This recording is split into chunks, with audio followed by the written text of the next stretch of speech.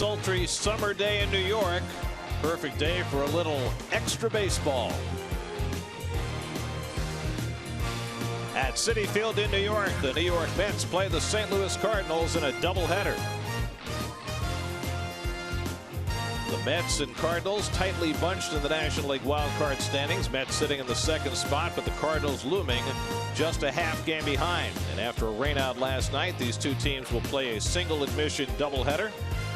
And their young aces will be on the mound. Noah Syndergaard will pitch for the Mets, coming off a performance in Chicago where he did not allow an earned run. And Carlos Martinez, the 24-year-old right-hander, 1.61 ERA over his last 9 starts. That will be the pitching matchup for game number 1. Ron Darling and I will be back at Citi Field to bring you all the action in a few minutes. After this break, back to the studio to Gary and Nelson.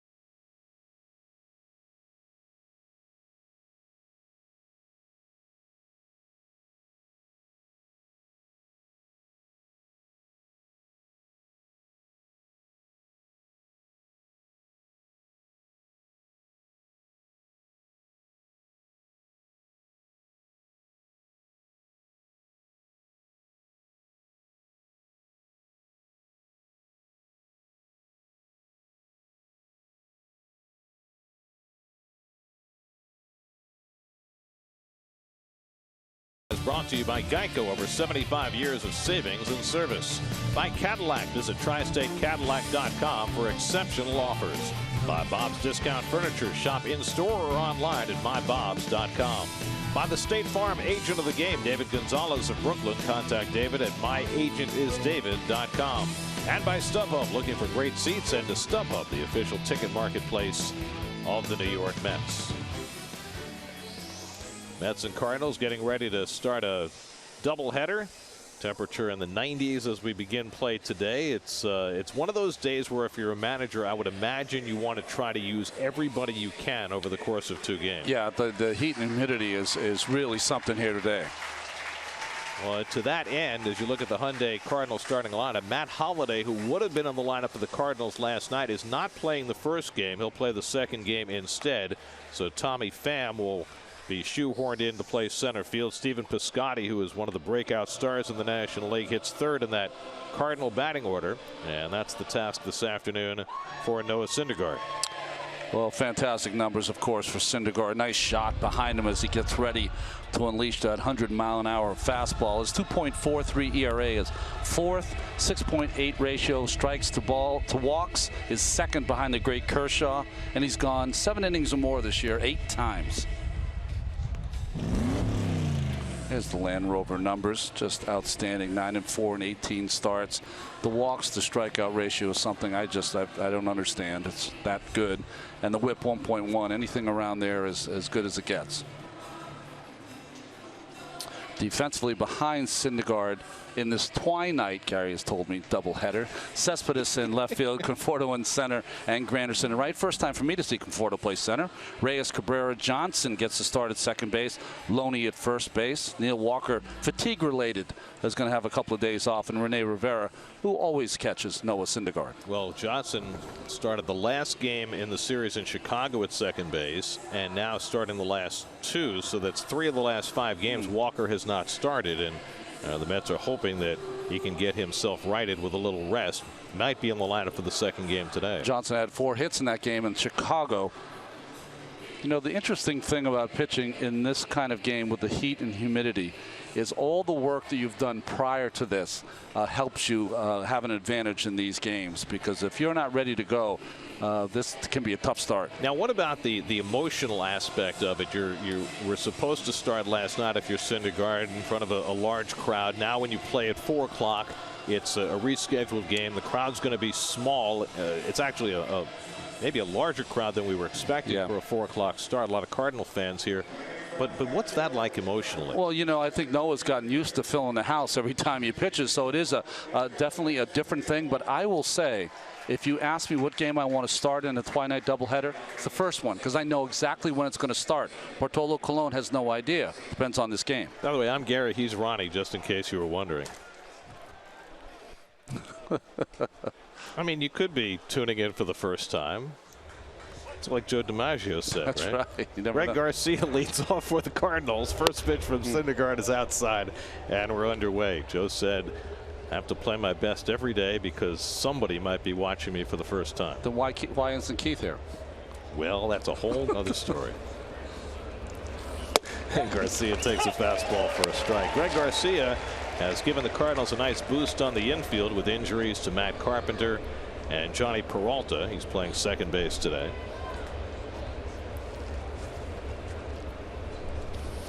And it's fouled away 1-2. You would have thought that the Cardinals second baseman, when the year began, would have been Colton Wong, who was Garcia's University of Hawaii teammate, but Wong's career has fallen on hard times. It really has, and it's one of the reasons, 1,000 reasons why I'm not a scout. I thought that Colton Wong was going to be a can't-miss prospect, and he still might be. Syndergaard ahead 1-2 on the leadoff hitter, and he's throwing hard early. That's 100 miles an hour on his 4th pitch. 2 balls, 2 strikes. So if there's any emotional component that might put a little crimp in his adrenaline with a smaller crowd, not the case through the first 4 pitches. Aledmys Diaz on deck, and Garcia takes a slider at his feet and a full count to the leadoff hitter. Syndergaard's last start was in Chicago a week ago tonight. He was in trouble a lot early in that game, but was able to work out of a number of different circumstances. Gave up just an unearned run in 5 2/3 innings. but he had to work awfully hard to get there. 3-2 coming, and it's fouled away. And the most important thing about that start in Chicago is that he felt fine. There was nothing wrong with his arm after he came out of his last start before the All-Star break with what was called arm fatigue. Yeah, I think arm fatigue and the mention of his bone spur issues. Two regrets that Mets wish were never mentioned. Slider pulled foul. In fact, Terry Collins said that in his pregame press conference. He said the biggest mistake we made this year was telling people that Syndergaard and Matz have bone spurs. You know, I played in a simpler time where you could have those issues and no one would ever know as long as you made it to the post every 5 days. 8th pitch of this opening at bat to Greg Garcia. And he takes it on the inside corner, 100 on the black. A strikeout to start the long day of baseball. Well, good at bat by Garcia. Took a perfect pitch to retire him. That four-seam fastball in the inside corner. Rivera with a nice frame.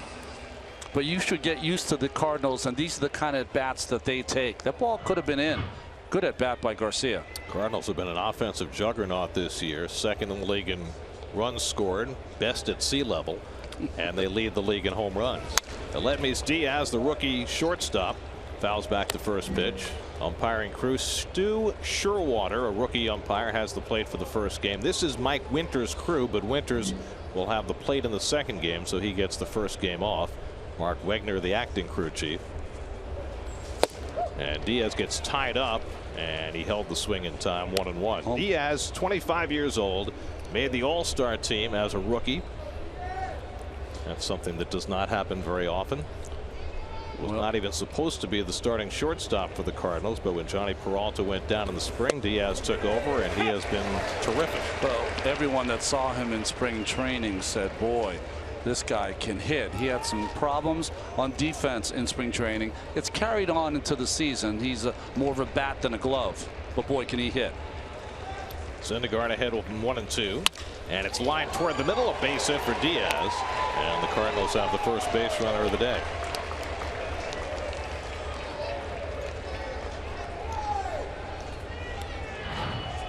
A good hitting there by Diaz. That ball right on the corner and down, and just with a flick of the bat, base hit to center field. That's a pitcher's pitch. Maybe a little up, thigh high. But nice hitting by Diaz. Now the Cardinals are a team that does not steal very many bases. They're second to last in the National League in stolen bases. We'll see whether they change their pattern with Syndergaard on the mound. Stephen Piscotty at the plate. Takes a high slider for a strike. 29 steals, by far the most given up by any pitcher in the major leagues this year. It's one of the reasons why he's been paired now with Rene Rivera on a regular basis to try and put a crimp in that.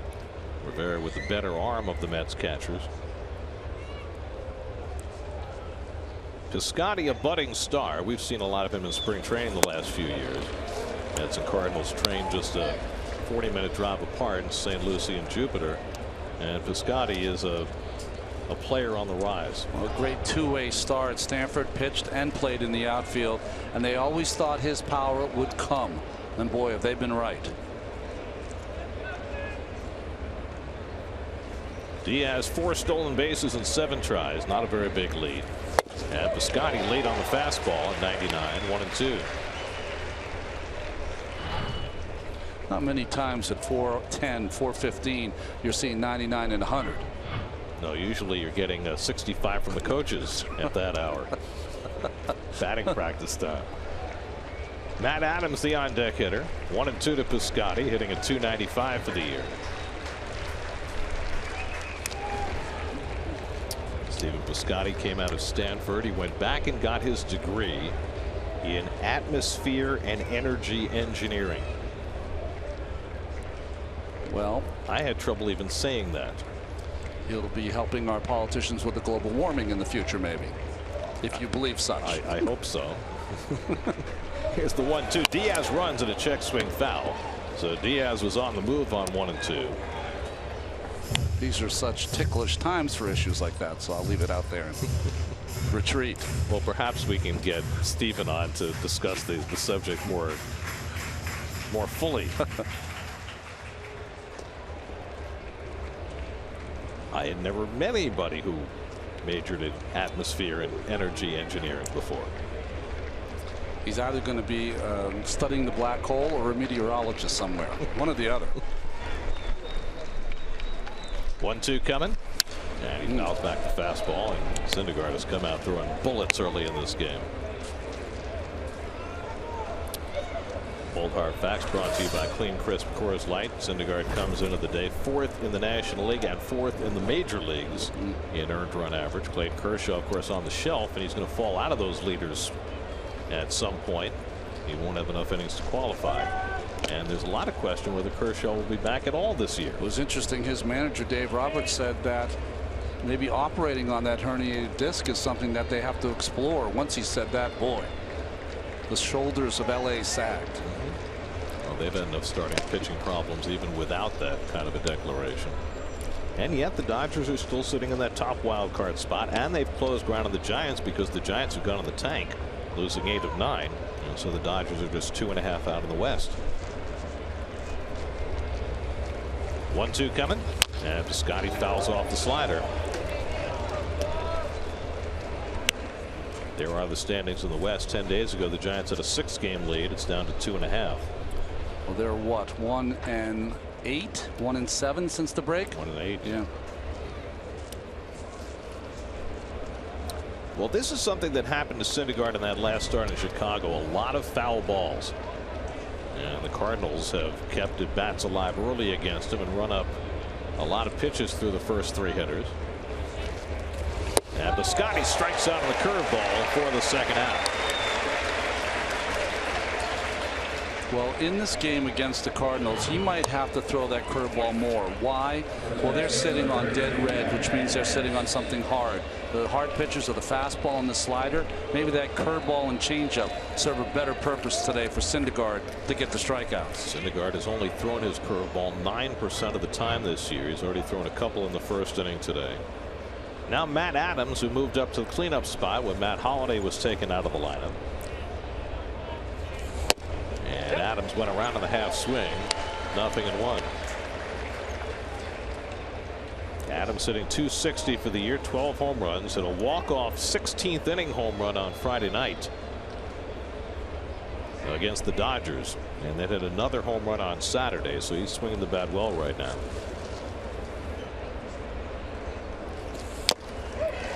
And late on that fastball, and it's 0-2. Big city to call Matt Adams because he's anything but. Big moment, big home run in the postseason against Clayton Kershaw.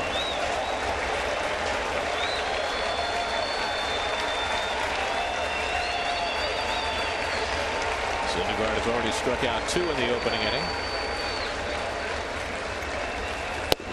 And the curveball just missed. 1-2 to Adams. You see that Adams had been struggling until he hit those 2 home runs over the weekend. Missed a huge chunk of last year with a quad injury. But he's a dangerous hitter. 1-2. Struck him out. Syndergaard fans 3 in an overpowering opening inning. On a sultry day, Syndergaard throwing heat.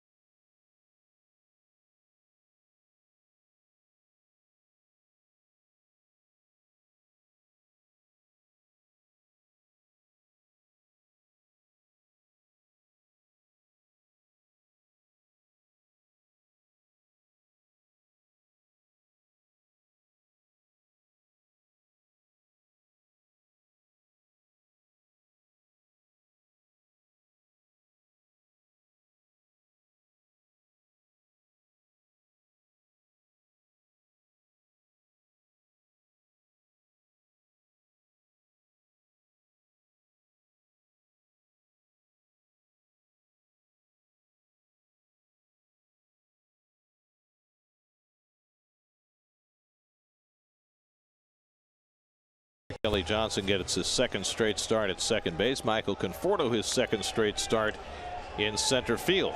And Rene Rivera his second straight start behind the plate. Jose Reyes leads off against Carlos Martinez, and he takes a strike. The first pass through the order, they hit 175 off Martinez, was just outstanding. Good to see those Toyota numbers so far this year. He's only allowed 26 home runs and over 400 innings pitched, so he keeps the ball in the ballpark. 21 double plays this year. A lot of ground balls. It's changeup in for a strike, and it's 1-2. He has often been compared to Pedro Martinez. A slight build, excellent changeup, throws hard, gets that slider in on the hands of Reyes, and he fouls it off. Yeah, he's definitely Pedro light. He has those pitches. He doesn't throw as hard as Pedro did in his heyday, but he is an excellent 24-year-old young right-hander. And he's gotten better and better. Yes, he has. He started him off in the bullpen. He had some hiccups along the way, but he was an all-star last year. He's one of those pitchers that I think wasn't pushed into the rotation, not for lack of stuff, but for maturity things. They just needed him to mature a little bit. Well, it's his fourth year in the big leagues, and he's only 24 years old. And in a staff that has a lot of big names on it. And what are they on the phone talking about here? I don't know. It's that he didn't foul it off. Saying that he didn't make contact? I don't even think that's allowed before 4:30. That's not challengeable. Well, it's not even allowed before 4:30, even if it is. And that ball's not caught by Yadier Molina, which I don't think I've ever seen before. Well, there's the foul ball that went off his knee. He definitely fouled, didn't it? And then the next pitch, Molina didn't catch. You ever seen that before? No. And the curveball misses outside. Full count to Reyes with Granderson and Cespedes to follow. You got the 8-time Gold Glover Molina behind the plate. State of the art. Little tapper back to Martinez.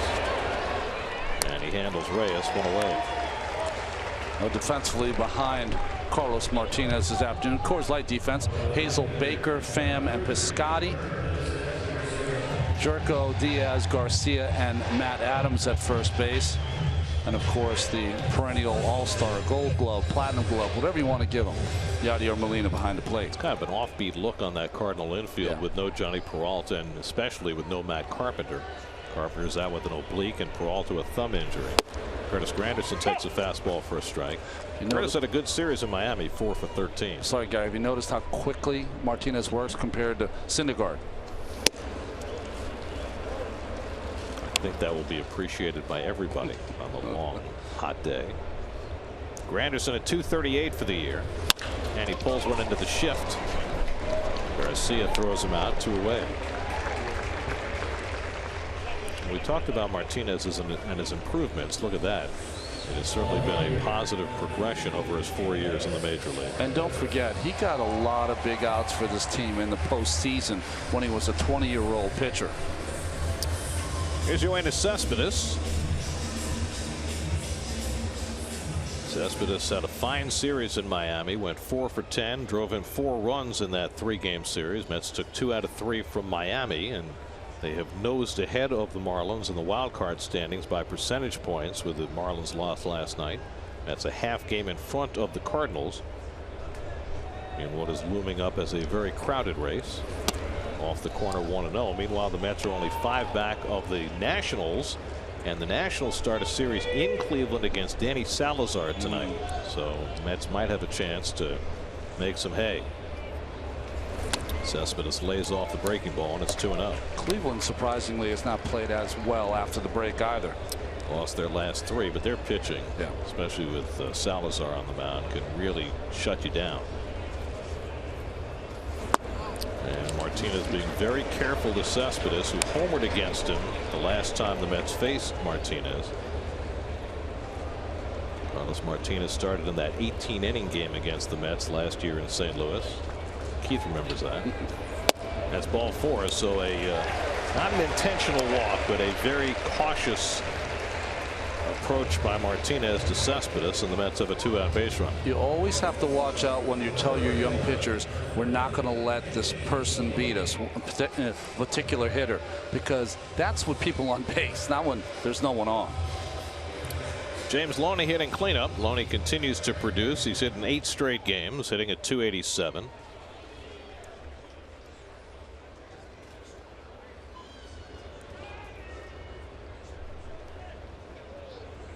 I misspoke. Martinez didn't start that 18-inning game against the Mets. No. He finished it. He went the last 4 innings and took the loss.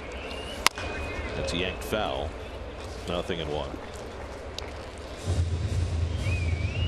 But Martinez's career ERA against the Mets 0.57. Like only 1 earned run, right?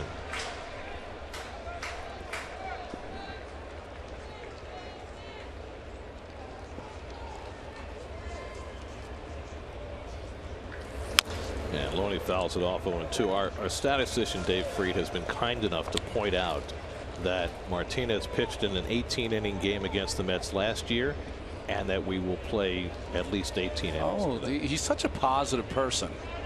There he is. Calculator in hand. That is hilarious. Only Met ever to wear the number pi. 0-2 to Loney, and the breaking ball bounced down to first, a foul ball. I don't know if I've been around Dave an entire day. This is an 8-hour day. Pace yourself. I know that it's a different kind of crowd here at 4:10 start, because I just saw our cameraman, or heard our cameraman Al's phone down there ringing. Please put it on mute. Thank you. Jeez. We got a ball game here, Al. Phone's ringing again. Loney hits one past the pitcher behind the bag. Diaz can't make the connection, and Loney is able to beat it out. Now the Cardinals have played bad defense all year. There's no other way to put it. They've made the most errors of any team in the National League, and it even goes beyond that. But Diaz, with what looked like a routine play with the slow-footed Loney running, and he commits the error. Yeah, the faux ball was really like here, because he kind of looked up and didn't look the ball into the glove. So a team that's always been really sharp pitching, really sharp on defense, has been a different kind of team this year, more offense. So the Mets have the inning prolonged, 2 out and 2 on, and Kelly Johnson coming up. So a walk and an error give the Mets a first inning chance. Kelly starting his 13th game since rejoining the Mets, and he has done well. And goes after the first pitch changeup, 0-1. Kelly hitting .317 over his 31 games with the Mets. Well, there are the error totals with the one that Diaz just made. Cardinals have made 75 for the year, playing their 99th game of the year.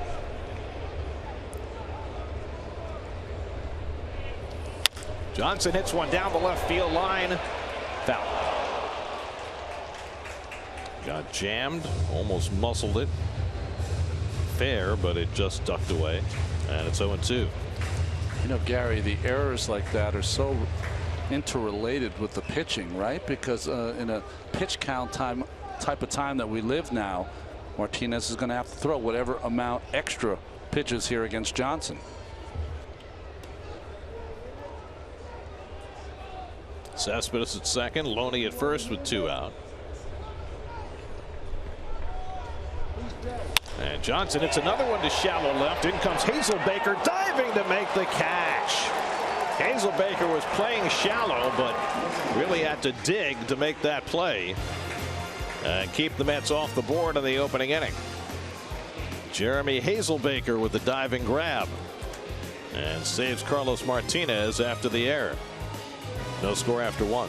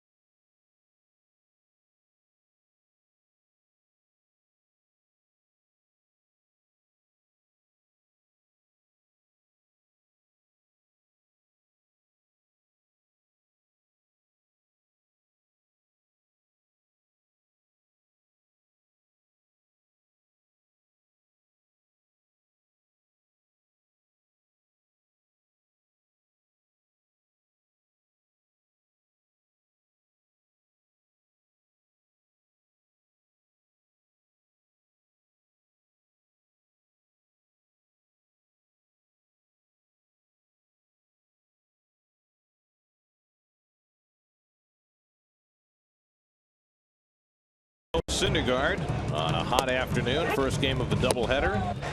3 strikeouts in the opening inning. And Jerko takes a strike as we start the second. Jerko playing third base. The former Padre came over in the deal for John Jay in the offseason. He's been a part-time player in St. Louis, and he takes a strike, and it's 0-2. By the way, the 3 strikeouts for Noah Syndergaard in the first inning will lead us to our second Pedro Martinez reference in the first 2 innings of this game, because Jerko bounces one down to Reyes, takes his time, throws him out, 1 away. The last Met pitcher to have 11 different innings in a season in which he struck out 3 was Pedro Martinez, and that's what Syndergaard just did. That was his 11th 3 strikeout inning of the season. Wow. 2005, Pedro did it 11 times, and now Syndergaard's done it 11 this year. So, Petey, if you're listening. Oh, he's very happy to be mentioned. My man, Pedro. He was up in Cooperstown over the weekend.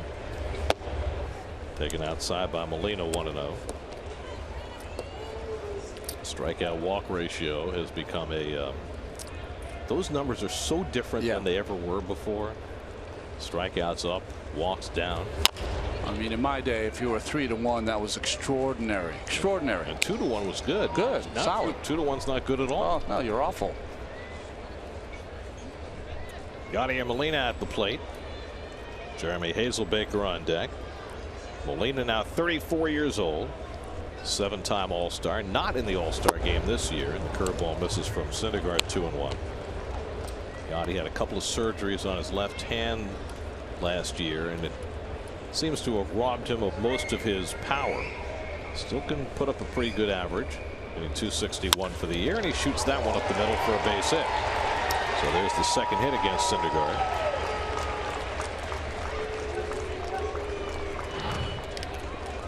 I think it's got to be amazing to the folks at home that these hitters can just make the in-game adjustment on 95 plus. We're talking about 98, 99 mile-an-hour fastballs. If it's down the middle, they're going to make hard contact. So Molina's aboard with 1 out. And here's Hazelbaker, 28-year-old rookie out of Ball State, who was released by the Dodgers last year, but had a tremendous spring training for the Cardinals. Made their opening day roster, was sent down, and he's been back up for about a month. And he fouls off the breaking ball, 0-1.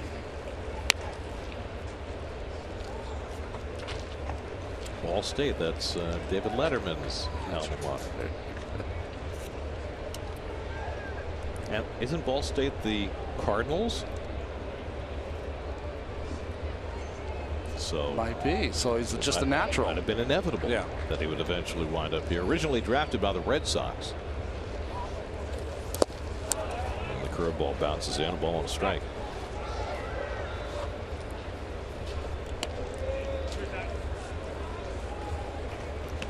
Syndergaard threw 23 pitches in the opening inning.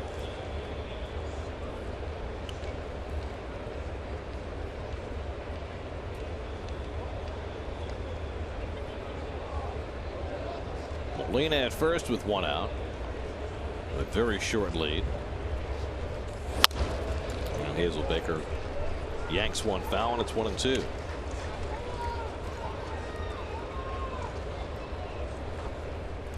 No, in his last start in Chicago, registered his 300th career strikeout.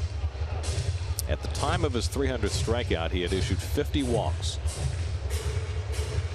Since they moved the mound to 60 feet 6 inches in 1893, only one pitcher in his major league career reached 300 strikeouts with that few walks. Starting pitcher? No, pitcher at all. Okay. Even relievers.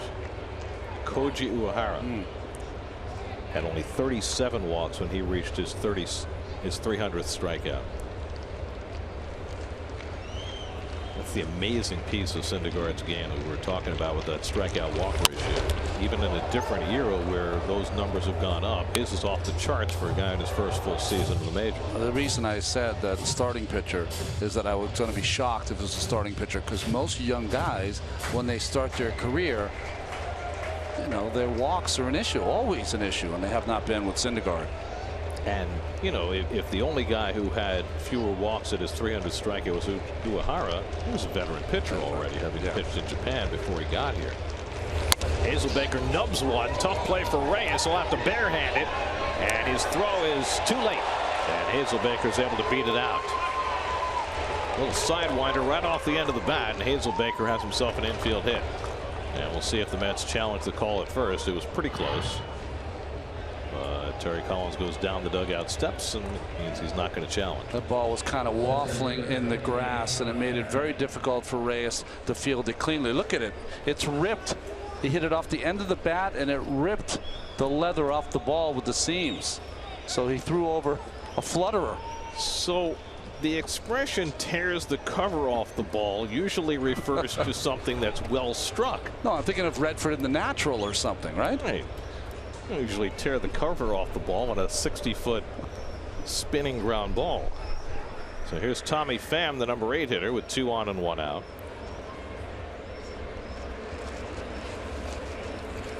And Pham hits one off the leg of Syndergaard, and that'll be an infield hit to load the bases. Syndergaard reached down to try to get it, but it hit him on the leg. He appears to be just fine, but now the bases are loaded with 1 out. Well, the approach so far is trying to work that ball up the middle off Syndergaard, and see how he makes the crossover and kind of follows through towards first base. So not in a position to field. He tries to reach back for it, but it catches him right in the right calf. Ray Ramirez, the trainer, out to take a look. But certainly there was no indication that he was suffering any ill effects.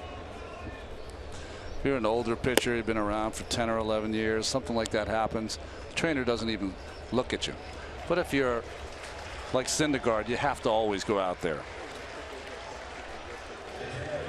Well, here's how quickly it gets back to the mound in real time.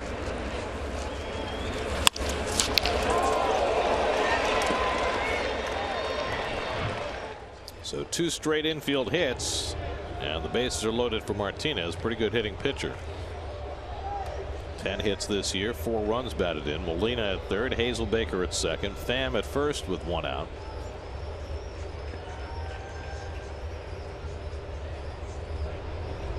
And Syndergaard starts him off with a slider, 0-1.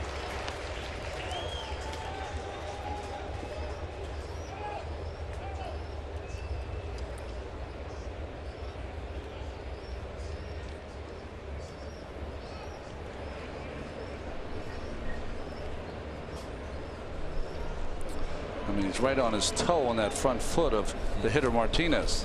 And he's thinking about trying to bunt his way on. And did he offer at it? First base umpire Ben May says no, a ball and a strike. Gary, you mentioned that Martinez is a pretty good hitting pitcher, also a good athlete, can run a little bit. So maybe that's why he shortened up. Well, he's wearing a hitter's number. He took the number 18 after Oscar Taveras died in an automobile accident. His good friend, the Cardinal outfield prospect, 2 winters ago. This is that front foot.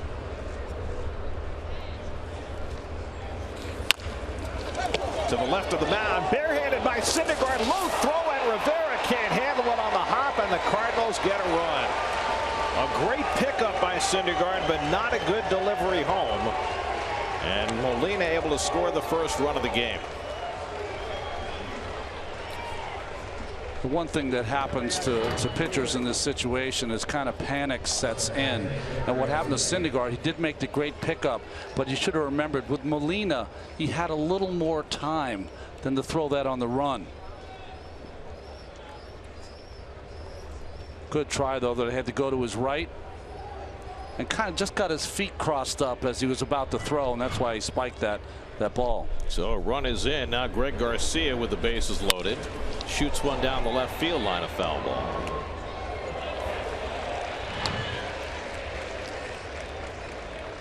I mean, if you could, you see his right foot hit his left foot and tripped himself, and that's why the low throw. Still waiting to hear how they score that. Could be a base hit, could be an error, could be a fielder's choice. We'll see what they decide. And Garcia takes up and in, and they will charge an error on Syndergaard, allowing the run to score, so no RBI for Martinez. Tough error. It's that difficult thing that scorer has to do, separating the play from the throw. Good curveball by Syndergaard to get ahead on Garcia, 1-2. So a single up the middle by Molina, 2 infield hits, and then the error on Syndergaard bringing a run in. Again, the breaking ball, curveball has been very effective, or most effective.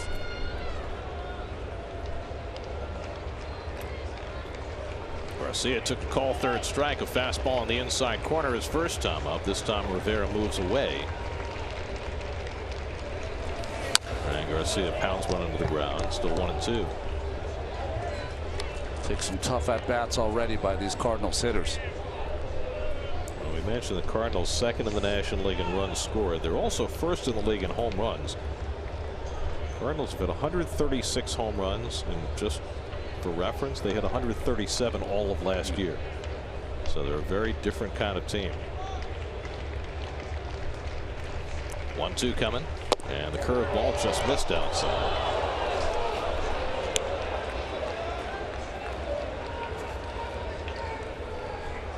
A long turn at bat, and forcing Syndergaard to work awfully hard these first 2 innings. That was the case in Chicago his last start too. He was able to work out of early jams, but with a multitude of base runners and a lot of pitches. 2-2 on the inside corner, got him on the same pitch that Garcia struck out on the last time. Fastball on the inside edge at 100 miles an hour for the second out. This one caught more of the plate though than the first one. This one definitely caught the inside part of the plate. Paint in the corners. Stop by your local Sherwin-Williams store for all your painting needs.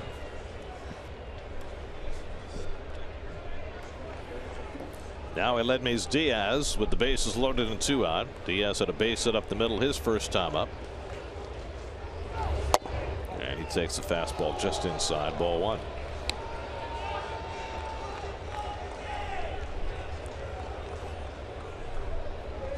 Diaz started the day 9th in the National League in batting.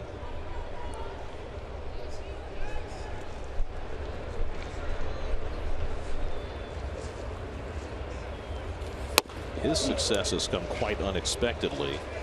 Last year at this time, Aledmys Diaz was taken off the 40-man roster by the Cardinals. That's how much he was struggling in the minor leagues.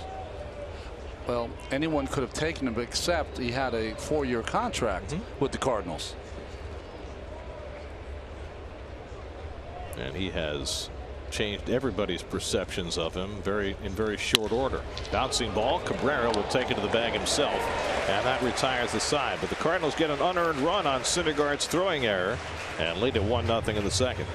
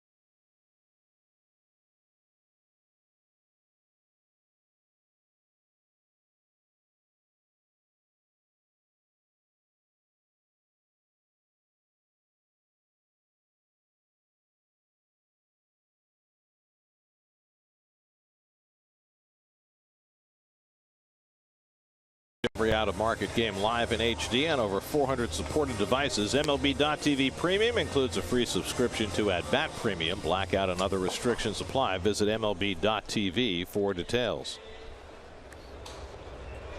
That's down 1-0 as they come to bat in the bottom of the second against Carlos Martinez. Martinez hit the comebacker that Syndergaard threw wildly to the plate for the Cardinals run. Now the face has Drupal Cabrera leading off in the second. Cabrera, Conforto, and Rivera for the Mets. And the fastball misses inside for ball one. Cabrera hitless in his last 11 at bats. And he goes after the changeup, and it's 1-1. Martinez featuring a lot of changeup so far.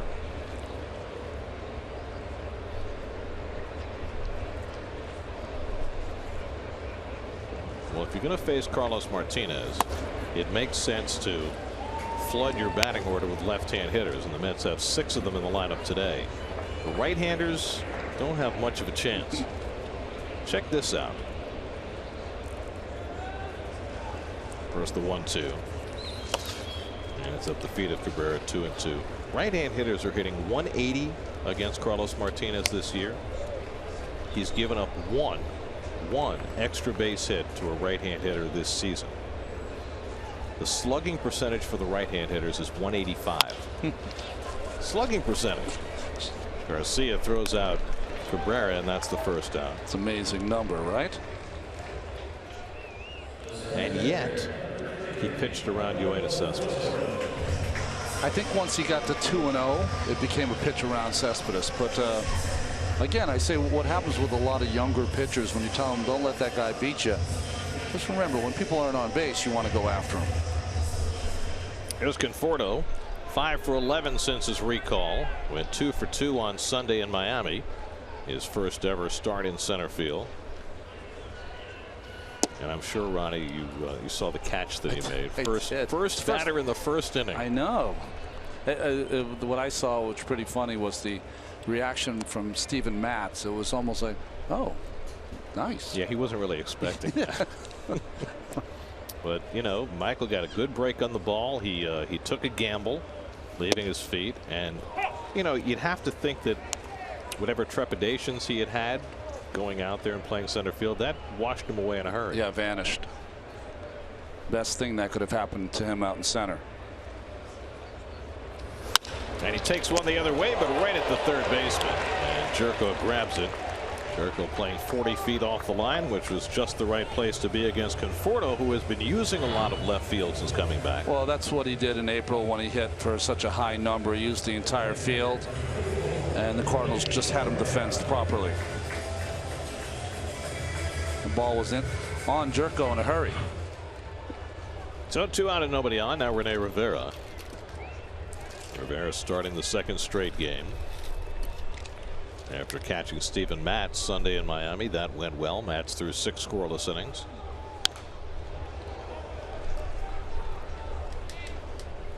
Your Cadillac drive around the majors. Jeremy Hellickson, who was rumored to be a target for the Marlins to try and trade for, shut them out for 6 innings last night. Jay Bruce hit a couple of home runs. He's also on the trade block. Aaron Sanchez has won 10 straight decisions. He's 11-1. Blue Jays beat San Diego 4-2.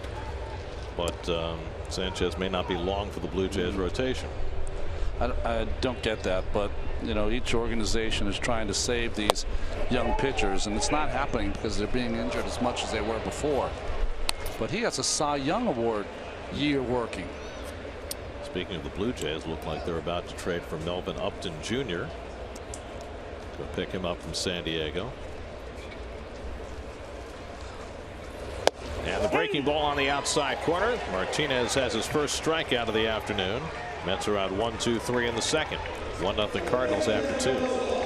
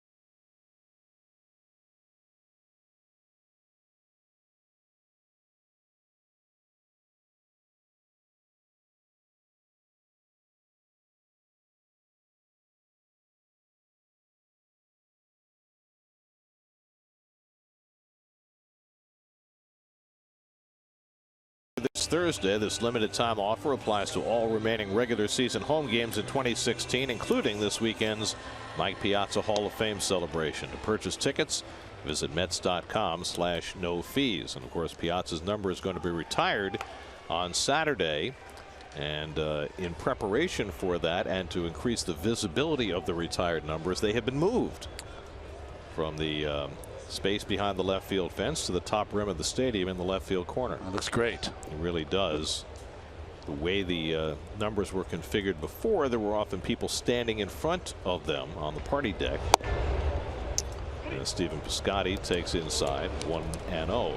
So now they've been taken off that space in front of the M&M seats and moved up top where everybody in the ballpark can see them. Where they belong, I guess, right? Perfect. Well, you think of your retired numbers as being the gods of the franchise, so they're in a more ethereal place. That's right. Yes, they are.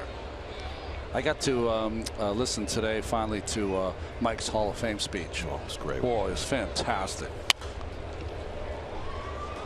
That's the one thing I don't like about the Hall of Fame induction. It should be a day off somehow in baseball, so that anyone who wanted to go could go up there.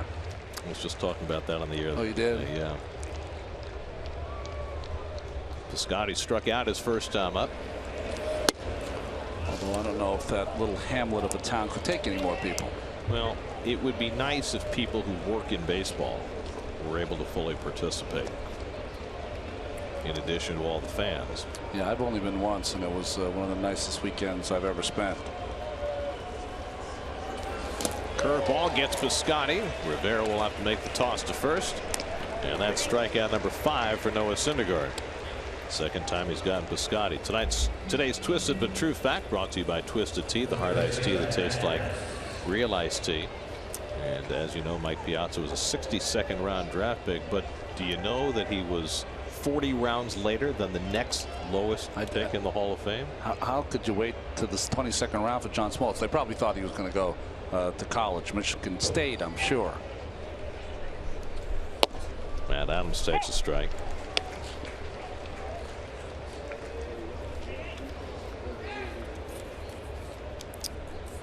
Adams struck out his first time up. So I've never had the privilege of being in Cooperstown in the summertime. I've only been there in the winter. When did you go? I was lucky enough that Dennis Eckersley, who was my teammate in Oakland, asked me to go. It was he and Paul Molitor were inducted that year. There were two things I took from that. One, it was so cool to be around the great of the greats, and I'm talking about Willie Mays and Hank Aaron and others. And the second was, boy, I wish I had had a Hall of Fame career. I mean, this has been really cool. It is quite a fraternity. If you have a chance, check out Dan Shaughnessy's column about his experience up there. Dan was honored as the Spink Award winner for the sports writers, and so he was at part of the Hall of Fame weekend up there. And he writes a column about his experiences and all the players he talked to, and it really gives you a flavor of what it's like. Yeah, he walked you around the Otesaga Hotel and what kind of goes on there for that weekend with all the Hall of Famers. It's a cool article. I read it this morning.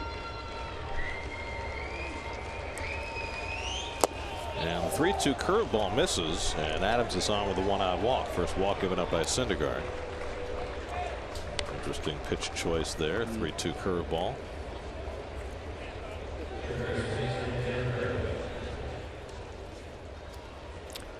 Well, here's an early version of today's Verizon trivia question. Against whom did Mike Piazza hit his first career home run?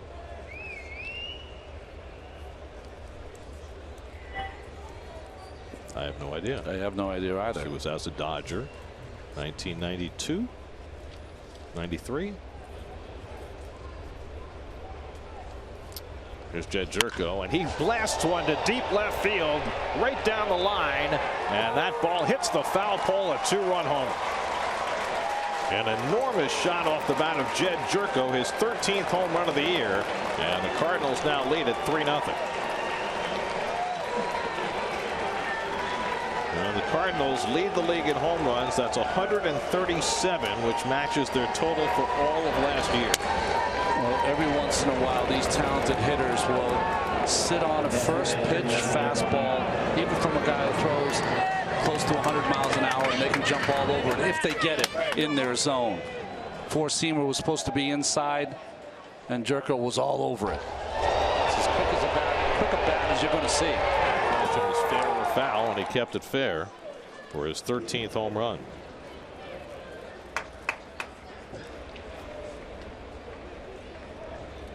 So 3-0 St. Louis. Here's Molina, who had a base hit up the middle and scored the first St. Louis run, and he bounces one down to Reyes. Plenty of time, and he throws him out 2 away.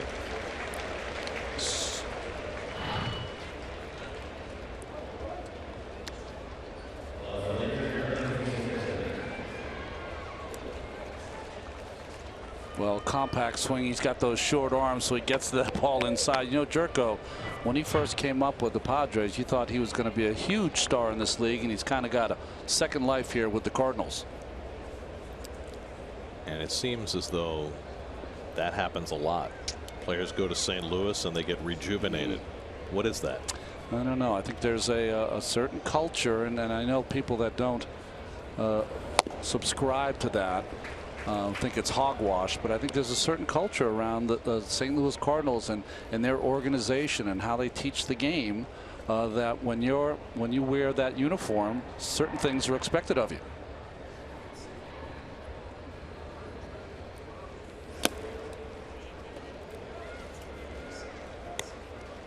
Ball and a strike to Hazelbaker, who had an infield hit his first time up. I know when I first came up, it was Kansas City had their baseball academy, and the Dodger Blue had a certain way of playing their game, and some subscribe to it, some don't. Banged off the leg of Hazelbaker, a foul ball. There was the Oriole way. That's right. Yeah, my father used to always tell me as a kid, watch the Orioles play baseball. They play it the right way. I didn't know what that meant, but certainly you watch the teams for me, in the middle 60s into the 70s.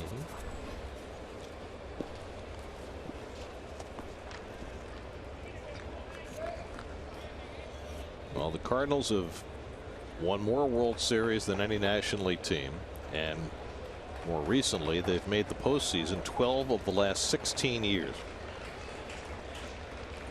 Hazelbaker strikes out on the changeup to end the inning. 6 strikeouts for Syndergaard, but in between, Jed Jerko hits a 2-run blast, and the Cardinals lead 3-0 in the third.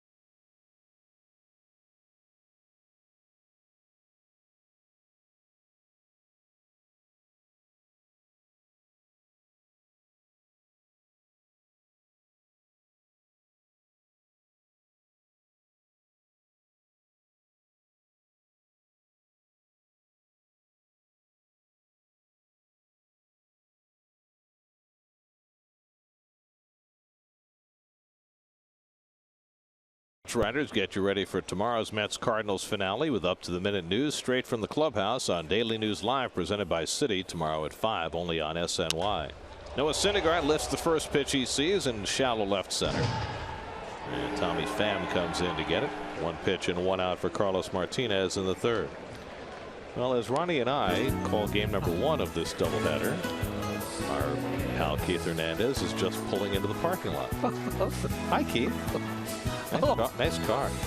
Are flip-flops allowed in the booth? I'm glad that our buddy Tom has the parasol for Keith so he doesn't get too sunburned. Who is he, a Puff Daddy, or what's working on?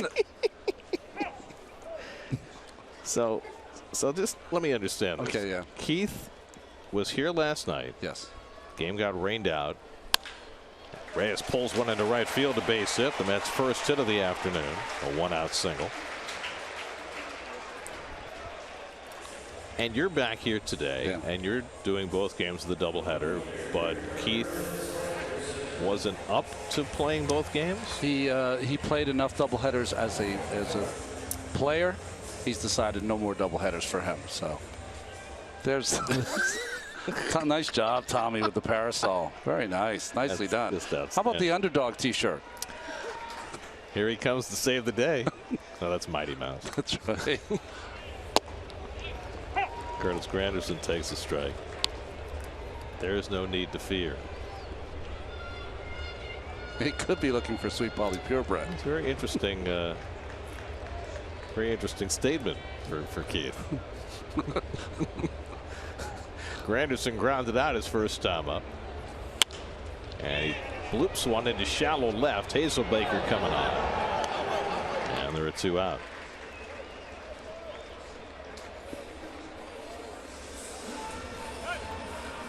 So now Cespedes will get his second plate appearance. First time up, he got nothing to hit and walked on 4 pitches. Boy, Cespedes has been beat up so much this year that the protective guard that he has on his left shin has gotten bigger and bigger as the season's gone along.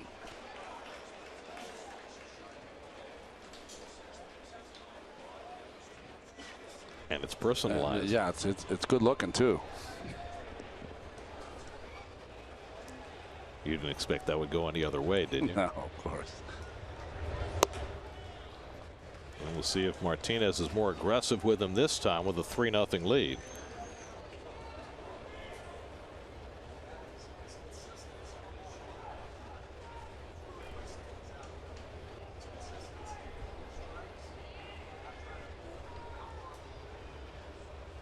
And he gets the breaking ball in for a strike. 1-1. We got chock full of stuff in this broadcast today. What's the torque on that pickup? Not as much as that little Beamer that Keith drove in here. How many pound-feet? Cespedes drives one deep toward the gap in right center.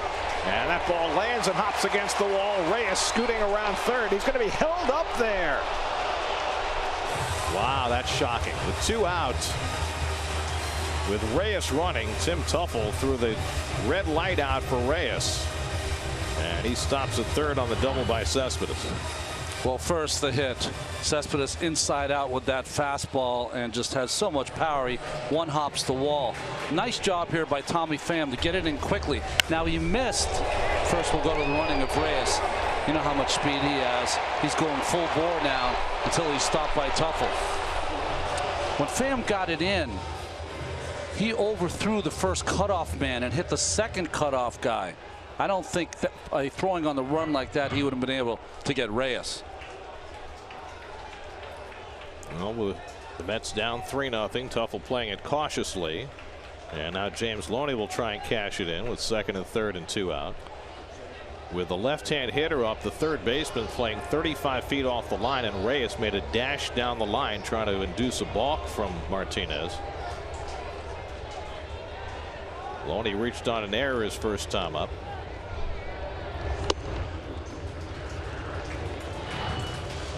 So watch Pham when he gets the ball in. Tim Tuffle's watching to see when that is going to hit the cutoff guy, and he thought it was going to hit the initial cutoff guy. It did not, and from that tag box he was not going to be able to throw him out.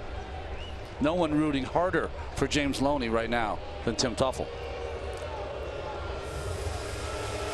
It's such a fine line, isn't it? The errors of aggression versus the caution to not run yourself into an out? Well, you have to factor in the score. You have to factor in the arm of the cutoff guy. You have to factor in the speed of the runner coming around the base. All of those things you have to do in a microsecond. And sometimes the score is the biggest thing holding you back. But the number of outs should matter too. I agree. I agree. You'd like to be much more aggressive with 2 outs than you would be with 1 out. Well, especially with the Mets number this year with RISP. You know, it's just not good. 210 as a team, 167 with 2 outs and runners in scoring position. 1-0 to Loney.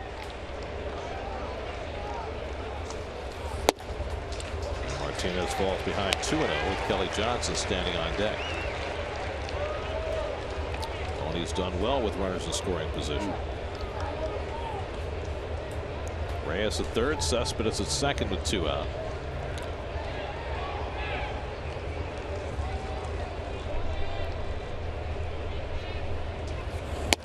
Lost in our conversation about whether Reyes should have been sent is that Cespedes these last 2 or 3 games has looked much more like himself. And as Terry Collins said last night, the Mets have to have that happen if they're going to be successful in their playoff push. And changeup misses outside. 3-1 to Loney.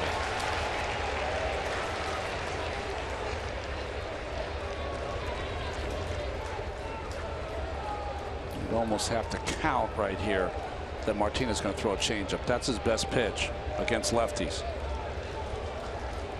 Got another lefty on deck in Kelly Johnson. And Loney gets the changeup and it misses for ball 4, and the Mets have the bases loaded. Second walk given up by Martinez. And now Kelly Johnson will try and make something happen. Kelly hit a flare to shallow left his first time up. Looked like it might fall in to get a run in, but Jeremy Hazelbaker made a diving catch.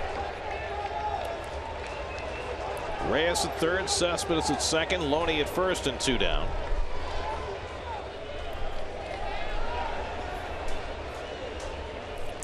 Martinez trying to decide whether he's going to go from the windup or the stretch. He decides on the windup. Reyes likes to make those phantom dashes down the line. If he does that while Martinez is in the windup, he could force a ball. I think right now Jose is trying to time him as he makes that rock back in his delivery. I would say for a pitcher, though, if a guy fakes down the line consecutively over and over, you're less apt to balk, as opposed to a guy who doesn't do it at all and every once in a while does it. Then it catches in your eye. There's a good changeup by Martinez, and now Johnson down in the count, and he strikes him out to end the inning. So Martinez worked around Loney, but he comes back and strikes out Johnson, and the Mets leave him loaded in the 3rd.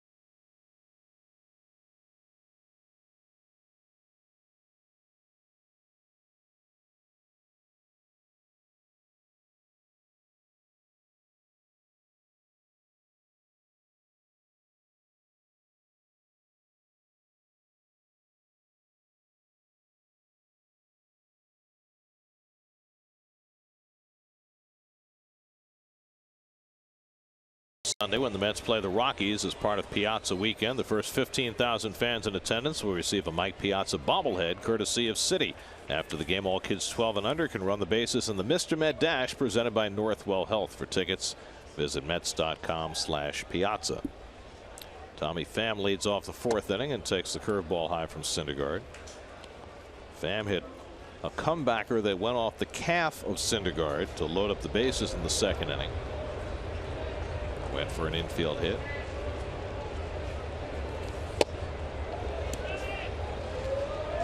Pitcher Carlos Martinez on deck, then Greg Garcia for the Cardinals in the fourth. Syndergaard gave up the unearned run in the second and then a 2-run bomb to Jerko in the third. The home run, by the way, for the Cardinals marks the 16th straight game that St. Louis has homered. The last time they had a stretch that long was 2006. Pujols time. Mets time. Molina time. Yeah. 3-1 to Pham.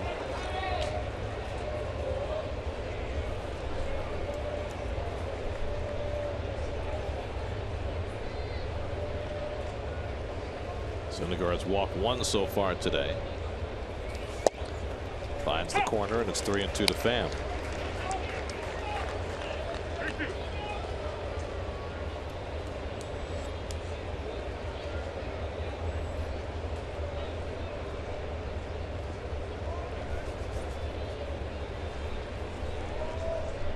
Three-two coming, and he lashes one just foul. Just some pesky at bats by these Cardinals hitters so far. Very impressive. Tommy Pham, another one of these guys who's been up and down in the Cardinal farm system. 28 years old. He's had a number of chances in the big leagues, but never has started regularly. Much like Hazelbaker and Garcia, all in the lineup today. That's lined the other way and a base hit for Pham. So the Cardinals have their 6th hit against Syndergaard. A leadoff single in the fourth. I don't know how else to describe it other than to say in the slider here, kind of hanging to Pham, but there's a toughness to the way the Cardinals take their at bats. This one tough pitcher they're facing.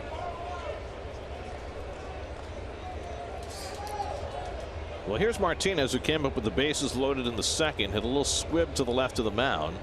Syndergaard barehanded it and then threw it in the dirt to the plate, and that allowed the first St. Louis run to score. This time he'll be asked to bunt. Has 10 hits and 3 sacrifices this year, and Pham nearly got picked off. Very close. Well, he can't get picked off there. You know you're trying to get a good secondary lead, but boy, leaning the wrong way. And the swipe tag, you know, if you go to the back of the base, it makes that tag just, boy, 6 inches longer. That made the difference.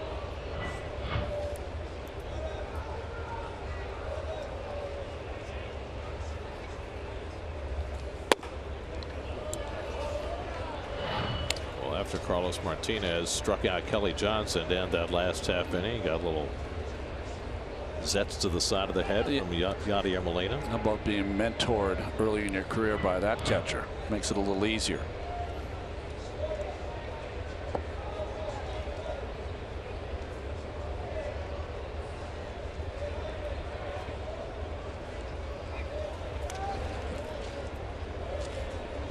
And be a little more careful now after almost getting picked off.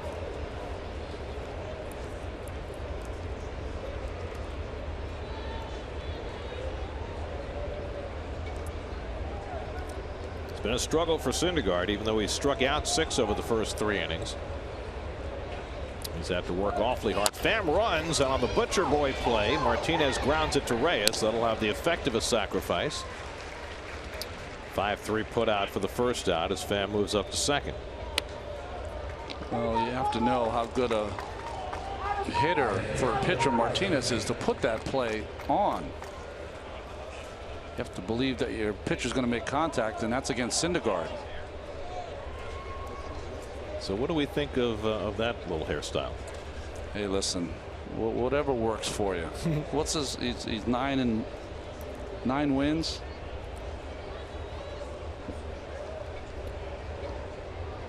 The Mohawk look. I will never forget, Mike Piazza weekend's coming up, and been talking a lot about Mike. I will never forget when Mike decided to go blonde. He did it before a game at Wrigley Field, and none of the fans had seen him with blonde hair, and when he went blonde, he went really blonde, like platinum blonde. Yeah. So the game's going on at Wrigley, and Mike's catching, and there's a foul pop-up hit behind home plate. The mask and the helmet come off, and the gasp from 35,000 people at Wrigley Field was palpable. Well, he made a statement. Everybody at the same moment just drew back in shock. Changeup misses badly, and it's 2-0 to Garcia.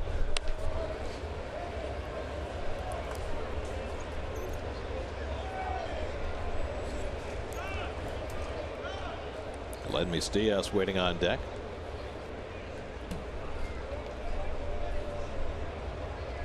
Garcia's been up twice, been caught looking both times. Syndergaard behind him, 2-0. There's a strike.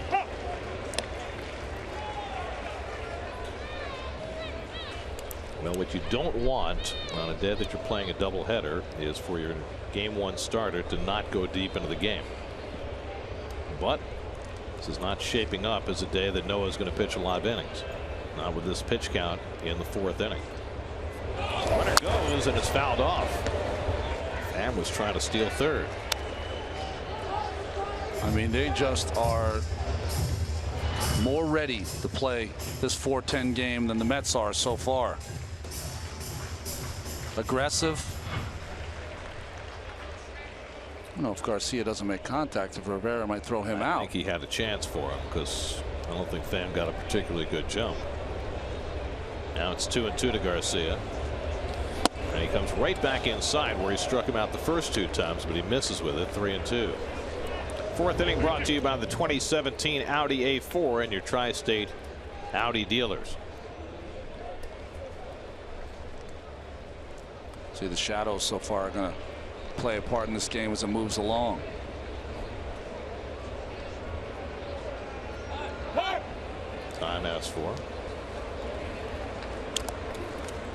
Seemed like Syndergaard is working slow. Pitch count you talked about, but being up. Pitches in duress. Almost seems like every inning has been under duress. Which really was the case that last start in Chicago, but he was able to find his way through most of those difficulties. Hasn't quite been the case today. Give up just an unearned run. Over 5 2/3 in that start. Bad throw by Rene Rivera cost him the only run he gave up. This time it was his bad throw to Rivera that cost him the first run. Curveball fouled off. Still 3-2. I mean, every pitcher has found himself in this kind of game, Gary, and really what it is that you tell yourself, I can't give up anymore. They've gotten their 3. Okay, that was it.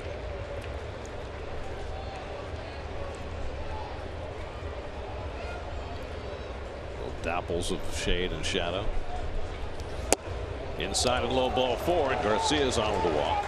Second one given up by Syndergaard. Now the Cards have 2 on with 1 out. Dan Warthen's going to pay a visit.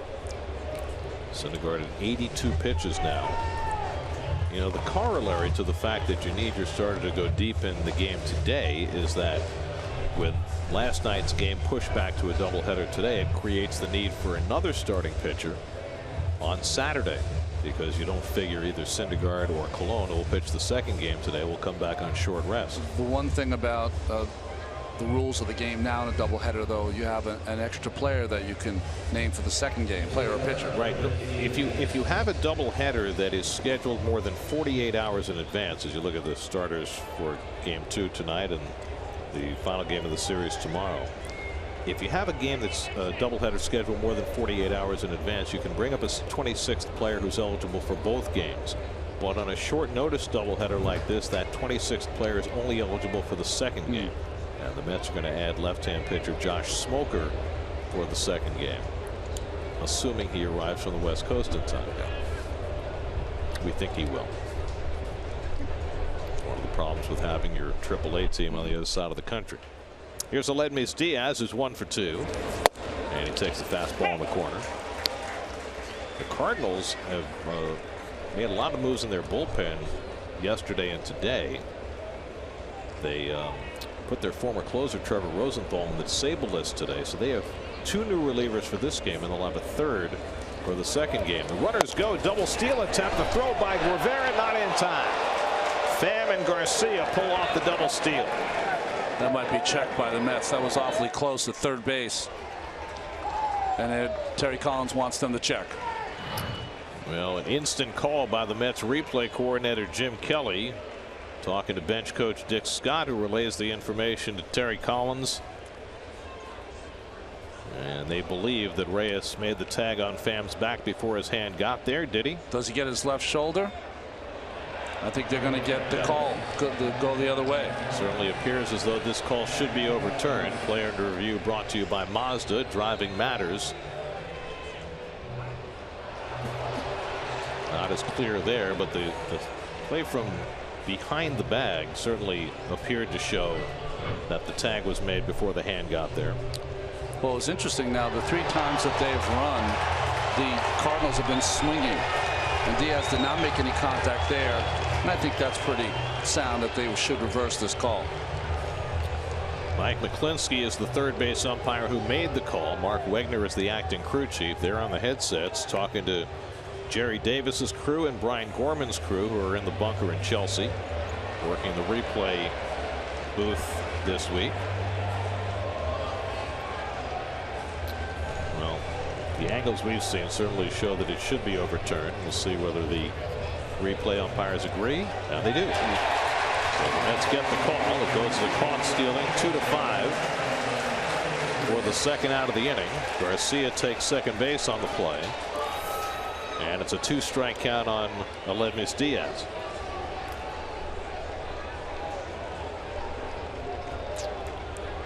So there's a big call for Syndergaard.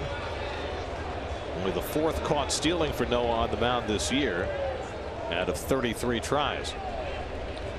0-2 now to Diaz, and he bloops one foul. Into the back runner, Greg Garcia. You watch him at first base. See how he's turned? He was looking at Tommy Pham to make sure if Pham went, he would go also. And he was clapping because of the initial safe call.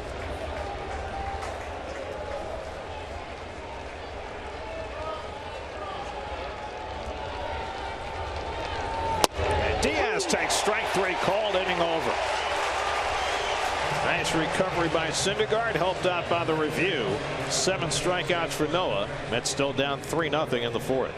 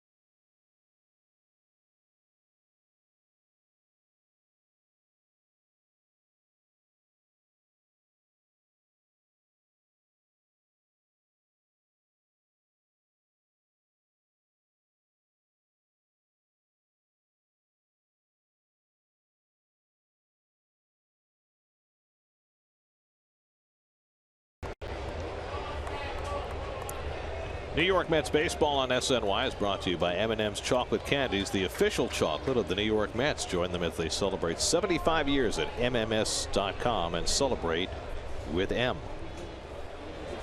As Dribble Cabrera thinking about a bunt as he takes a breaking ball for a strike. Cabrera bounced out his first time up. That's about a couple of chances in this game. A walk and an error in the first inning, but a diving catch by Hazelbaker got Martinez through it. As again, as Dribble shows bunt, 1-1. And then he thought he got hit by the pitch, but the home plate umpire Sherwater is not sure, and now they want to check it. Well, he did not call a hit by pitch, so it would require the Mets challenging it. Let's see if it hits the foot. Well, yeah, it looks like it raised his foot. And in fact, to the extent that Brian Chicolo, the assistant athletic trainer, is going to come out, and Terry still has a challenge in his pocket because he won the challenge a moment ago, and so he's going to go right back to the headsets. I mean, this would appear to be one of those where the umpires on the field could confer with one another without going to the headsets. I would say, though, this is a very hard call, even for the umpires on the field, Gary, because this just hits kind of the back side of the foot. I'm not saying they can't see it, but it wouldn't be easy. I just thought maybe the third base umpire would have seen the change of direction. Maybe. Sounded like a double tap, didn't it? Well, it definitely looked like it hit him. But no call on the field of a hit batsman, so for the second time in moments. I mean, it certainly appeared to hit him. I know we're trying to get the calls right, but I mean, as far as the entertainment value, gone for me. Play under review brought to you by Mazda. Driving matters.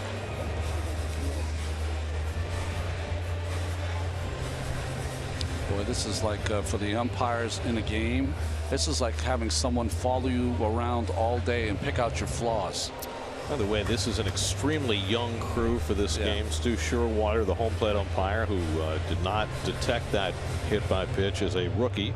Ben May working at first, young umpire. Mike McClinsky at third, relatively young umpire. Mark Wegner, not normally a crew chief, serving as the crew chief because Mike Winters, who is the crew chief, will be working the plate in the second game and gets the first game off.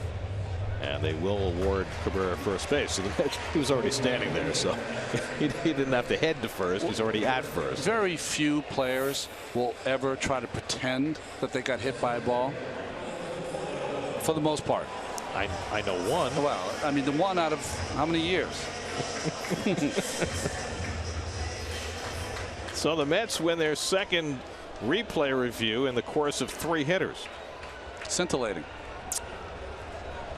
And the Mets have a leadoff base runner for Michael Conforto, who lined out to the third baseman his first time up.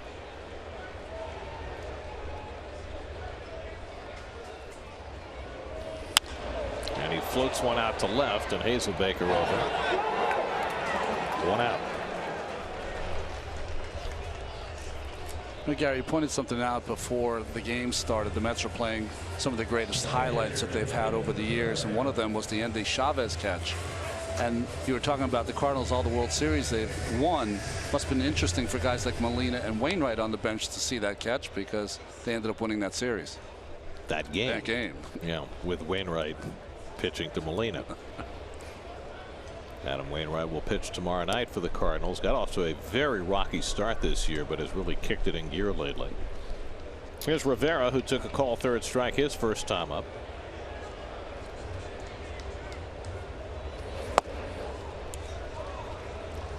I guess your point is it was a great catch, but it's odd that it is one of the great Met highlights since it came in a game they lost. It is. I mean, you called it and I was here in the stands. It's one of the greatest catches I've ever seen live. But it didn't play a part in the outcome.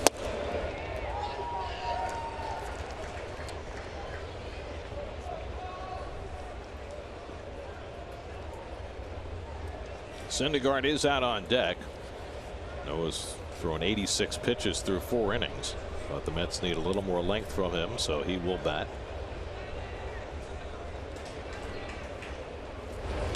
And Rivera takes the breaking ball outside, 2-1. Oh.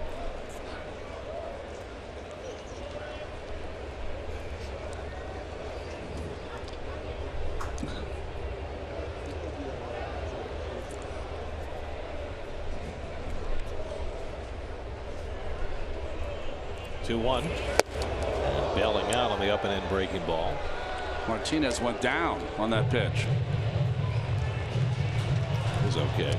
Martinez has a little bit of goofiness in him, which can work as a pitcher.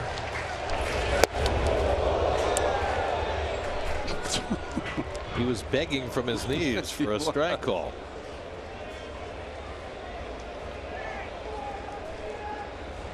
He's behind Rivera, 3-1. And Rene blasts one deep left field, headed toward the stands. It's out of here. 2-run homer, Rene Rivera, his 4th of the year, and he gets the Mets back within a run.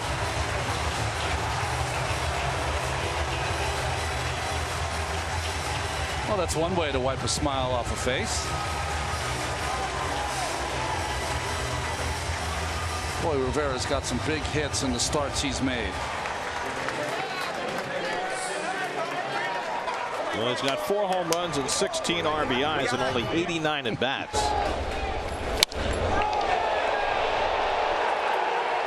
Love the backup catcher from the school of swing hard in case you make contact.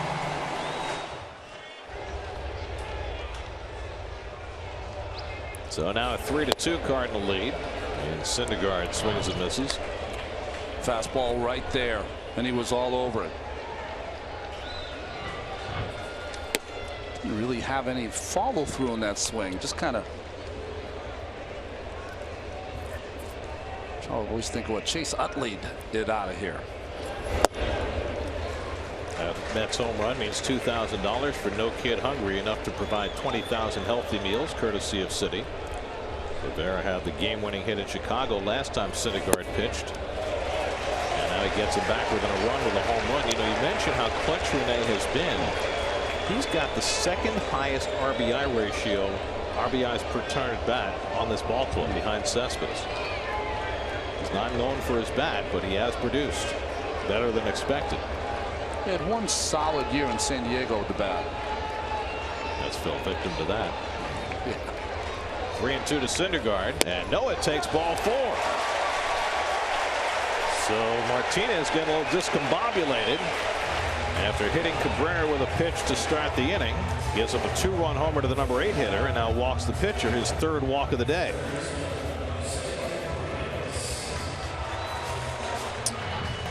His reaction from Martinez after the pitch.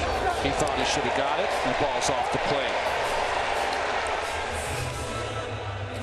You know, I will say, and I don't know Carlos well enough to judge him this way, but I'm just telling you, if you're in the other dugout, those kind of histrionics by a pitcher, they make you a little angry. Well, it's very interesting. It's a fine line, right? We saw Jose Fernandez the other day in Miami, who was very demonstrative. I think Carlos is from the same school. I think that, you know, he's not trying to show anyone up. He's just pleading his case.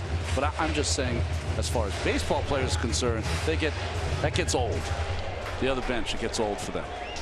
So now Syndergaard, representing the tying run, is on first with 1 out, and Jose Reyes, who had a base hit his last time up, 1 for 2. Carlos Martinez had been on a real hot streak. Those are his season numbers. Last 9 starts, his ERA was 1.61. And the Mets had never really touched him before today. And now he's behind Reyes, 2-0. It was very important to see Reyes get that base hit last time up. He swung the bat very well as a right-hand batter, but his left-hand swing is starting to come around the last couple of games. He had that triple in Miami that he hit to left center, batting left-handed. And he takes a strike. 2-1. He had a base hit off Arrieta in Chicago, so it might be coming. They really feel he's been leaning out and been off balance, really left-handed. Hadn't been waiting for the pitch, back on his back foot. Hitter in shadow, pitcher in sunlight, and the good changeup on Martinez, 2-2.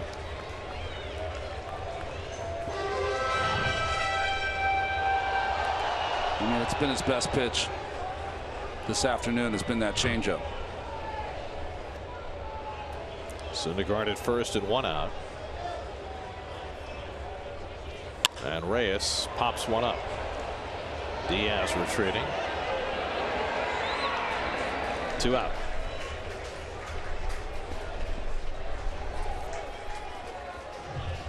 By the way, the home run by Rivera, 24th home run of his major league career off 24 different pitchers. Really?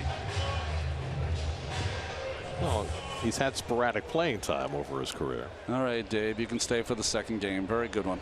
Outstanding. With Curtis Granderson, who's 0 for 2 today, grounded out and flied out. Adams is going to play behind Syndergaard with the left hand hitting Granderson up. Now, would you want Noah to consider trying to steal a base with them playing behind him?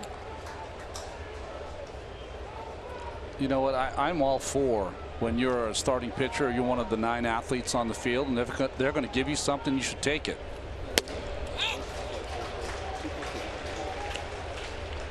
Molina telling Adams to play behind him. The other thing you have to watch out for Molina, he'll touch the back of his right foot. That means he wants to throw behind the runner. This case being the pitcher Syndergaard. 2-1 to Granderson with Cespedes waiting on deck. You have to figure that Martinez is going to attack Granderson. He has not shown any signs he really wants any part of Cespedes. And now he's behind Curtis 3-1. So we talked about his breaking ball, which has been sharp, his changeup, which has been his best pitch. But you know what he hasn't done, and you're in the 4th inning? He hasn't established his fastball to both sides of the plate. 3-1 coming to Granderson, and Curtis fouls it off. Got a 3-1 changeup.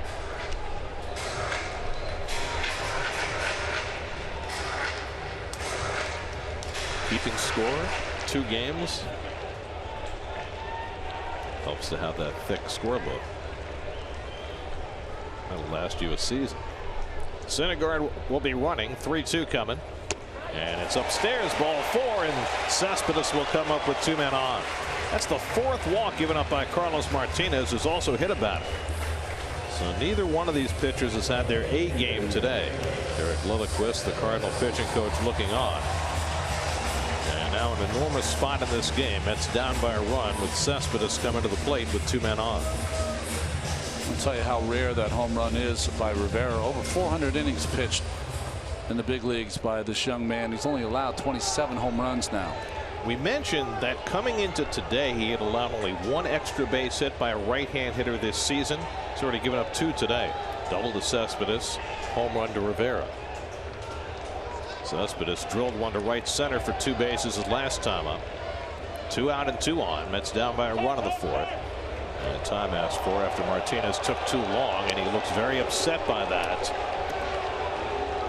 And Molina walking out to talk to Martinez about his body language, if nothing else. Listen, there's a fine line between being out there and kind of showing your emotions, and your emotions kind of getting you through a ball game. There's a fine line between that and lacking some professionalism, because the umpire called time. You can't just flip the ball up in the air. You just don't do those kind of things. And Molina, I think, probably read him the riot act.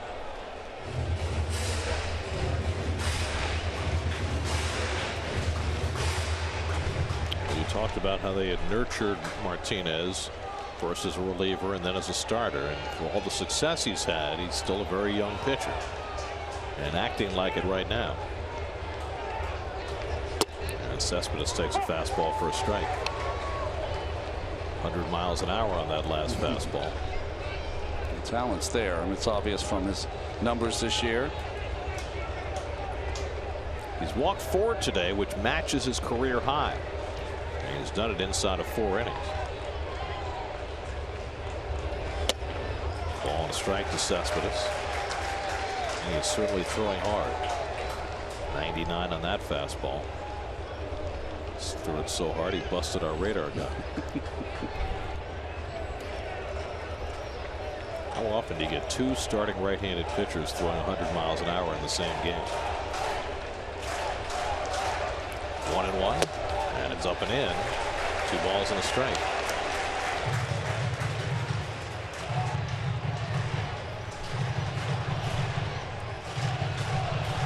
Shadows right now working in the pitcher's favor. But Martinez having a rough time of it.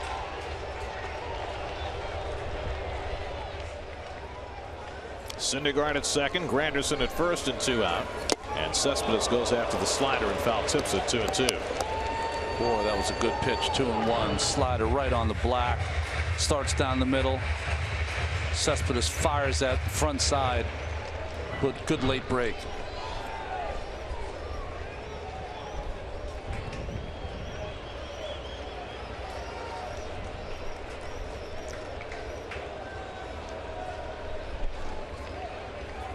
Two out, 2 on, 2-2 to Cespedes.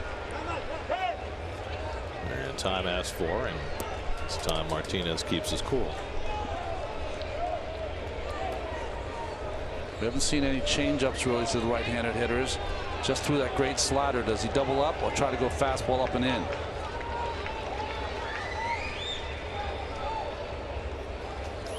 Cespedes fouls it off. Did you see Molina? He jumped back and forth 4 times from outside to inside, inside to outside, back to inside, back to outside, trying to confuse Cespedes. Well, is that a suspicion on Molina's part that Cespedes might be peaking? No, it's just he knows how good of a hitter Cespedes is. He's just trying to do anything. That's a little different.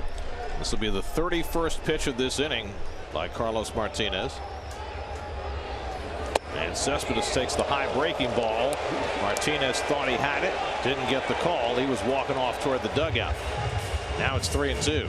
That's a pitch sometimes you do get called, but it's just a bad breaking ball that stays up in the strike zone. Good take from Cespedes, and you saw Molina drop his glove down. He knew it was a little high. There's Stu Sherwater from Saskatoon, Saskatchewan. So now Syndergaard and Granderson will be running. 3-2 and 2 out. Mets down a run in the 4th inning. And Cespedes grounds one to short. Diaz will have to go to first with it, and that retires the side. But the Mets get within a run on a 2-run homer off the bat of Rene Rivera, his 4th of the year. Rivera got all the bats. 3-2 St. Louis going to the 5th.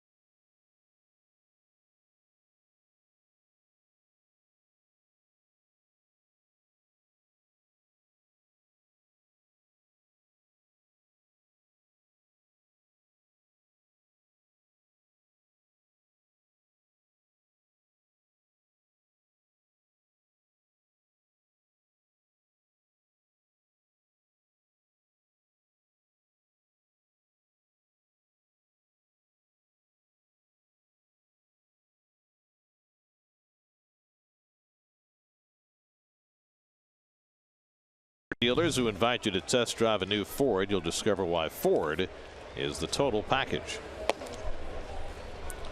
Carlos Martinez had a very rough inning. Gave up a couple of runs, some histrionics, and he gets some counsel from Yadier Molina and from the veteran ace of that Cardinal staff also talked to him in the dugout. Yeah, well, Adam Wainwright carries so much gravitas on that bench. Gets a fist bump from pitching coach Derek Lilliquist. The manager's going with him. I mean, this is a full court effort here. But that's Wainwright really taking charge, because that's his function on this staff, in addition to his pitching, is to be counsel to the younger pitchers. You can see by that motion, it's like, you know, throw that fastball. You got a good one. Stephen Piscotty has been up twice, struck out both times against Noah Syndergaard, who has fanned 7 through the first 4 innings. It's interesting because Wainwright talks about how he learned those leadership skills from Chris Carpenter. That's right. Pro's pro, Chris Carpenter. It's all part of the handing down of the mantle. Well, you can also be handed down a bad mantle. I mean, that's the key, is to know which one to listen to. Syndergaard going to his changeup, third time around the batting order, gets ahead on Piscotty. Matt Adams on deck, then Jed Jerko. A lot of pitches already today for Syndergaard on a hot day. Scotty yanks one foul.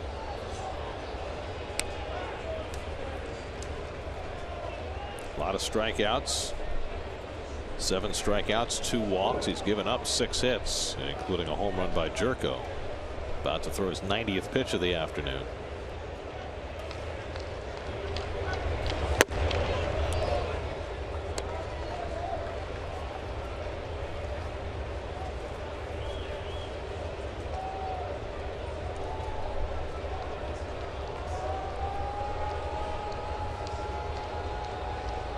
One-two coming.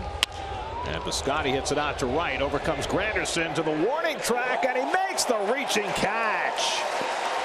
That's a terrific play by Curtis Granderson for the first out. Well, not only was it hit on the button by Piscotty, but he's also in the sun field. And that ball, because the right-handed hitter hit it, it's working its way away from Granderson. And just got it in the end of that glove. And caught it just as he was coming to the edge of the warning track, which sometimes can be a little discombobulating too. Yeah, a little further, he'd have to worry about that wall. It's the first out recorded by Syndergaard in the air today. Everything else has been a strikeout and a ground ball. There's Matt Adams, who struck out and walked today, and he pops one up foul. Rivera comes back for a look, but that's out of play. You know, the best part of that play is since Curtis hurt his calf, he really hasn't been moving very well in right field. And that's the first time he got after one. Well, that was a big one for Syndergaard, who got a big boost out of an overturned call in the 4th inning on what was a steal and became a caught stealing.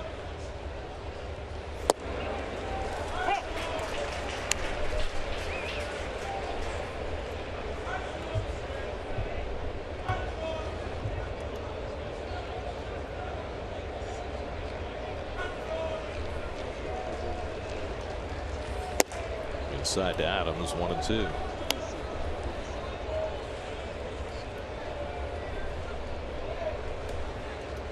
Jed Jerko has a big hit for the Cardinals today, waiting on deck.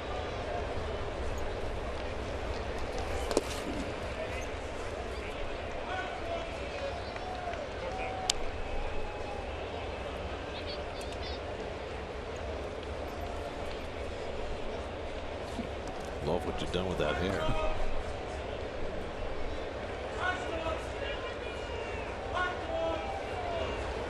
2-2 coming to Adams. Off the corner with the fastball at 98, full count. Again, these Cardinals hitters just taking that pitch right off the corner.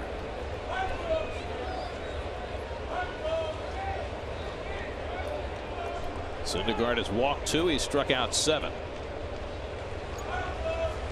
3-2 to Adams. He fouls away the fastball.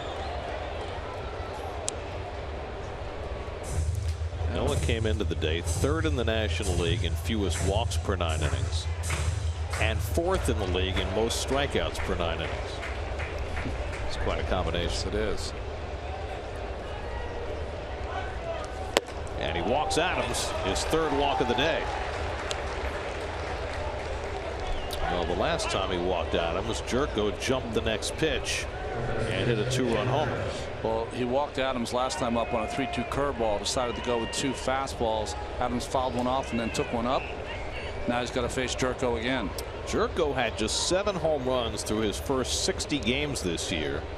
He's now hit 6 home runs in the last 8 games. So first pitch fastball last time for the 2-run home run. You think you'd have to counter with a breaking ball. Let's see if he does. And he does, and gets it in for a strike. Trying to come in, and Jerko was ready. Saw a lot of this early in his career. Almost visited the Acela Club. It's a long way from Morgantown, West Virginia. Yes, it is.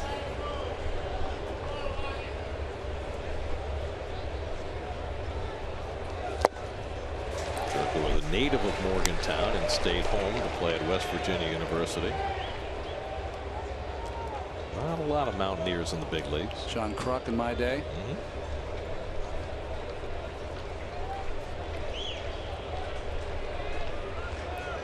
Adams at first and 1 out. Syndergaard now at 100 pitches for the day. And Jerko went after it, throw down to first, and getting back safely is Adams as Jerko strikes out for the 2nd out. 8 strikeouts now for Syndergaard. Well, nice sequence of pitches there by Syndergaard. Curveball for a strike, slider for strike 2, and fastball up and out of the zone. Look at Loney spikes the runner. Adams going back into first base. Now it's Yadier Molina, who's 1 for 2, singled and grounded out. And Molina gulfs one toward the gap in right center field. That's going to go up the gap into the wall. Adams is not fast, but he's on his way to third, and he's being waved home. The relay thrown to the plate by Johnson on a hop. Rivera makes the tag. He's out. Side retired.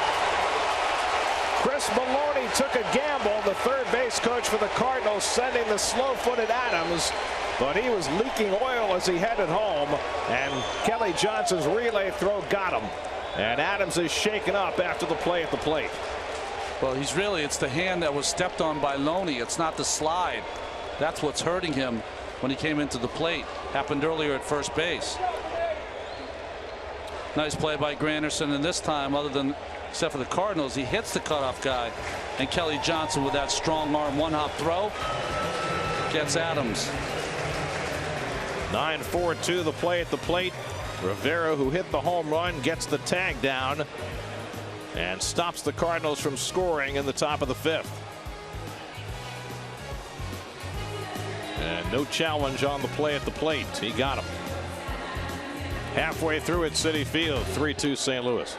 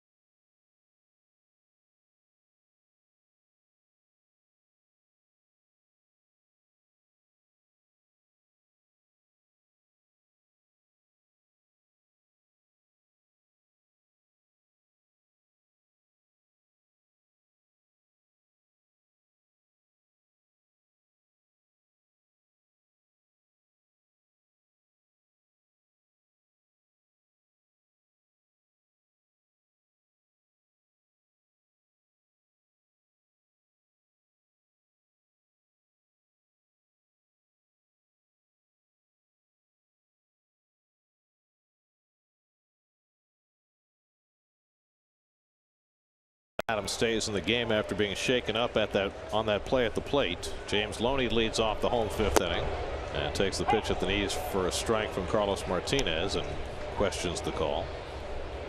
Loney's reached on an error and walked 0 for 1 today. Loney, Johnson, and Cabrera for the Mets in the 5th. Well, neither starter has fared particularly well today. Matchup of young aces with Syndergaard and Martinez. Both have thrown a lot of pitches in the middle portion of this game. Syndergaard already over 100. Slashed foul. And at the moment, there's nobody up in the Mets bullpen. Let's go back to that relay. Well, great job by Granderson. Bare hand, the Kelly Johnson. He makes the great play with the crow hop in midair as he catches it, and with the one hop throw. Now, I was wrong about Adams. That left hand did get under the shin guard of Rivera. That's why they were checking it out. Yeah, I think he hurt his right hand on the play at first base. Watch his left hand underneath that shin guard as he's trying to get to the plate, just kind of squashed there by the left knee of Rivera. He had a finger go in the wrong direction there, but well enough to stay in the game. 2-2 now to Loney.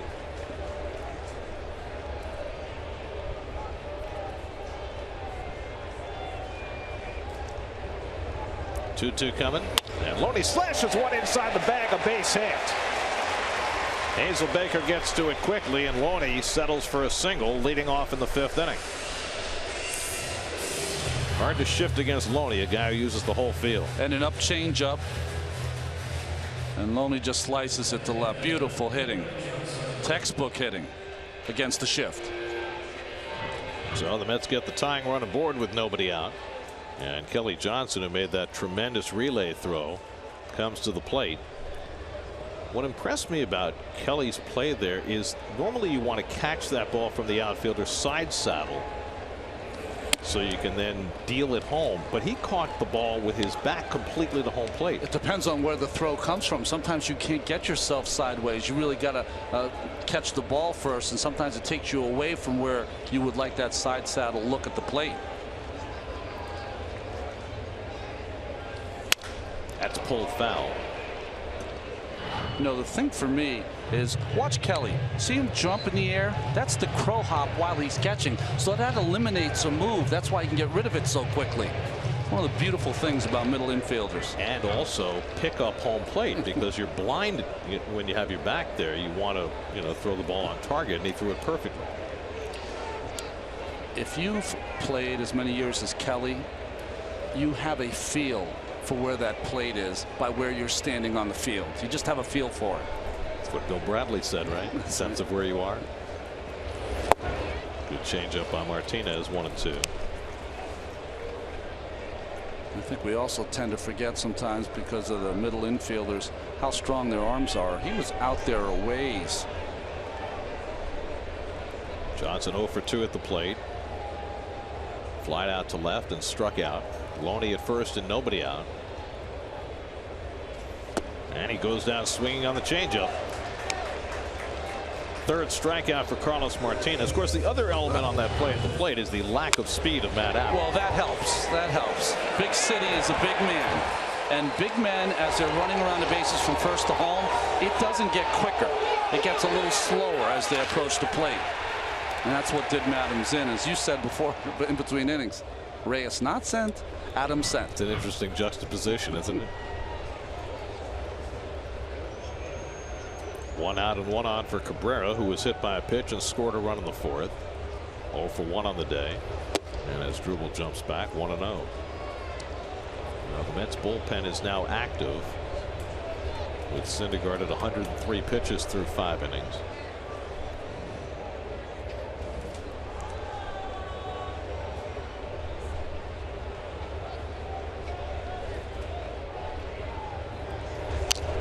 Foul back, 1-1.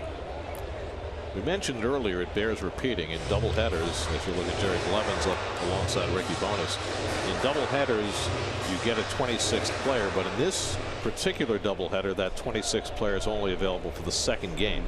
So the Mets have to use their regular contingent to get through game 1. Then they can add Josh Smoker for the second game to give them an extra bullpen arm. Same thing applies to the Cardinals. They will add a bullpen arm for the second game as well. There's your fifth inning recap brought to you by Ford. Lots to talk about. Jed Jerko and Rivera trading 2-run homers. Syndergaard got an out at third on a caught stealing and out at the plate a moment ago. And so the Mets only down by a run as they bat in the fifth against Martinez, who's been a little more erratic than normal, tying his career high already with 4 walks.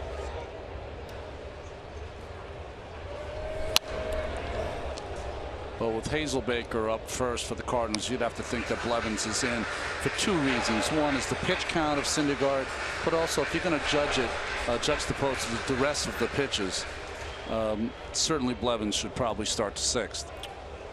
Well, the way it's been working for the Mets, if you can get through the 6th, then you got Robles 7th, Reed 8th, Familia 9th, and that's the way the Mets would like to run it if they have a lead.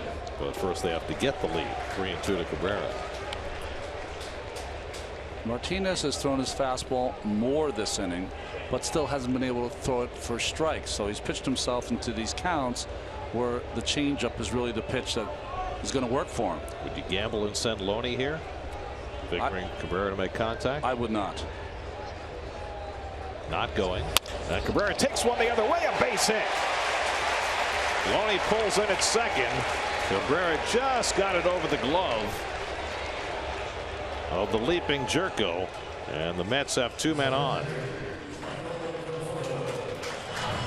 Well, 2 hits now by the Mets the opposite way, and that ball running away a foot almost outside, but Cabrera covers it, and Jerko not tall enough to get up there. I don't think Loney, even if he was running, would have been able to go first to third on that hit.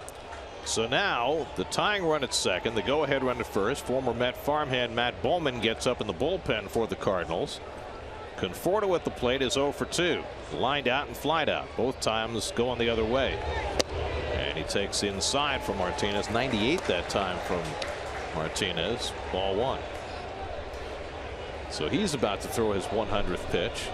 Both starters getting to triple digits in the 5th inning. Loney at second, Cabrera at first, 1 out. And Conforto takes the changeup for a strike, 1-1. Well, last year at this time, the Mets got Yoenis Cespedes, which made the big difference. The horse they're going to have to go to this year is Michael Conforto. You beat me to the punch. We try to work it in, folks. I don't know. It's not a Vegas show yet. It's more like Reno, but we're working on it. I was thinking Branson. And slider in for a strike, 1 and 2.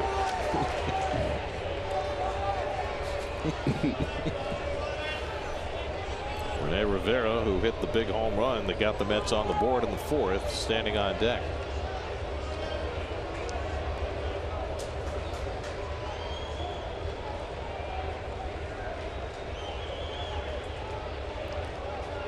One, 2 coming, and Conforto takes it wide, 2-2. Well, behind Rivera is the pitcher's spot, and Mike Matheny's getting the left-hander up now alongside Matt Bowman in the bullpen. It's Tyler Lyons.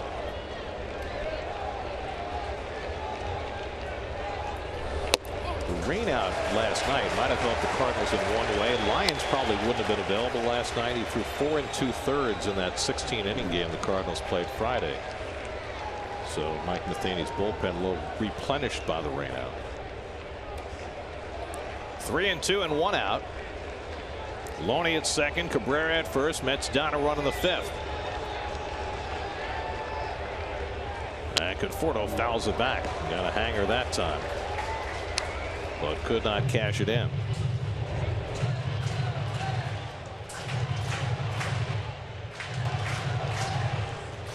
Michael 5 for 13 since returning from Las Vegas.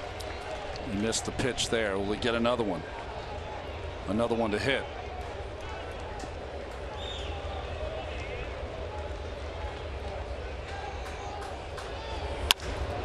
It's an out to center field. Hit pretty well, but playable for Pham. And he goes back to get it. Loney tags at second. He'll go to third. That's the second out of the inning.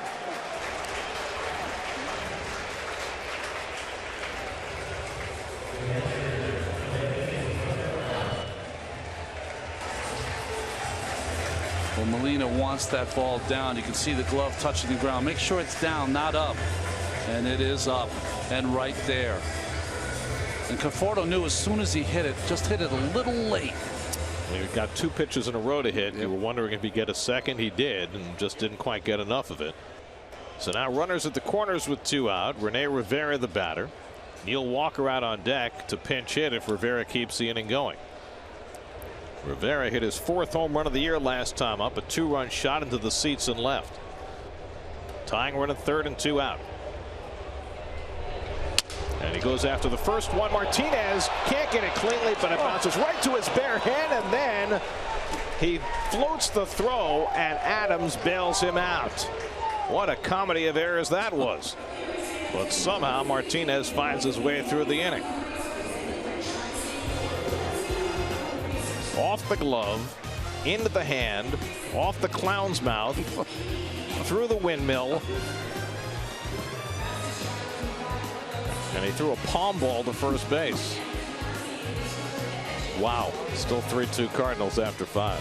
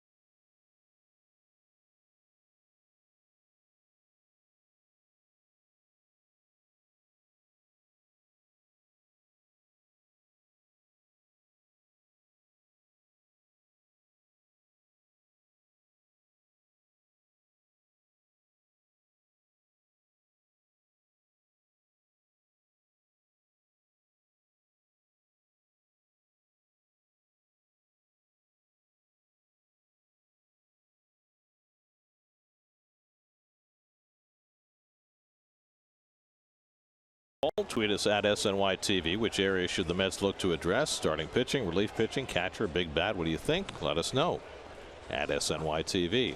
Surprise, surprise. Noah Syndergaard's back out there for the 6th inning at 103 pitches. Jeremy Hazelbaker drops the bunt down. Rivera pounces on it. The quick throw, and he got him. Another fine play by Rene Rivera. And we'll wait to see if the Cardinals challenge the call. Well, the interesting part about that is that Hazelbaker didn't run as soon as he bunted the ball. If he had, he would have been safe easily at first base, but the athleticism of Rivera throwing on the run. Nice play. Very close. But he got him. Yeah, he hit the back of the bag, not the front of the bag. Ben May is the first base umpire, and you know, Matheny only has a certain time frame to make a decision. And finally he decides not to challenge. Based on what we saw, that's the right decision. I mean, you always want to try to hit the front of the bag if you can. Sometimes you get your steps out of order running down there. There's Tommy Pham with 1 out. And takes a curveball down for ball 1. Watch when he bunts in real time. He doesn't know it's fair right up the bat. That little delay cost him a hit. Why wait to see? If you run and it's foul, the worst thing that happens, you got to come back. There's no penalty. This is a question for Jean-Paul Sartre. I mean, you can go through all the great philosophers. I mean, I was thinking Camus. You know, it's all about existentialism. Yes, you can't ask a mere analyst in baseball that question. That's just too deep. I run, therefore I am, like Descartes. That's right. Randall Grichuk is out on deck to pinch hit for Carlos Martinez. His work appears to be done for the day. 2-1 to Pham, who's 2 for 2 already this afternoon. And a half swing. He went around on the slider. 2-2. Well, Syndergaard, given the extra inning, looks like he has maintained his sharpness. Well, the last couple of innings, it's interesting. It shows you the maturity of Syndergaard. He's really gone to a lot of sliders, breaking balls, change-ups, with occasional pitching around his fastball. Slowly hit. Cabrera charging, scoops, fires, got it. 2 out. 2 out and nobody on. Time to check in with the studio for a game break with Doug Williams.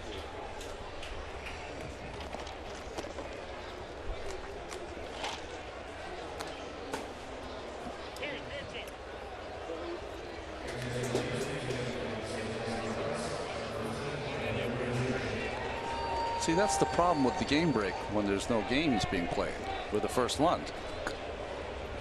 Well, there'll be game breaks later during the second game where there will be more to cover. Here's Grichuk, who had a big series here against the Mets last year and goes after the first pitch slider. Grichuk's reputation precedes him, a tremendous fastball hitter who has trouble with the breaking stuff, and Syndergaard started him off with a slider. See the low batting average, but the 12 home runs. 0-2. Well, Syndergaard looking for his first 1-2-3 inning of the afternoon, given an extra inning with the pitch count high, and trying to take advantage and get through the 6th. Grichuk stopped the swing. 1-2. Grichuk has played most of the center field for the Cardinals this year, not starting the opener against Syndergaard. Probably will be on the lineup in the nightcap against Cologne. Greg Garcia would be next. This is probably going to be Syndergaard's last batter either way. Levin's ready in the bullpen. Breaking ball. Did he go? He stopped it in time. 2-2.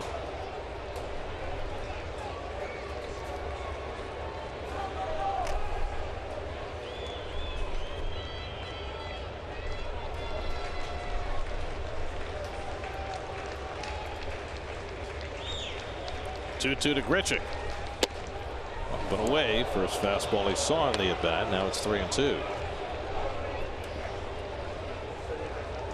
Syndergaard has walked 3, struck out 8, allowed 3 runs and 7 hits. He's got one more good slider in his back pocket. In the air, left center, a lot of hang time over in the gap. Conforto leaves for Cespedes, who bobbles but hangs on. Looked like Conforto was going to go after it, but he allowed Cespedes to make the play, and Cespedes was able to hang on, and that gets Syndergaard through the 6th. What a strange game this has been. Yeah. No, you take it. All right, I got it. No problem. Whoop. Yeah, I got it. Jeez. Wow. It's still 3-2.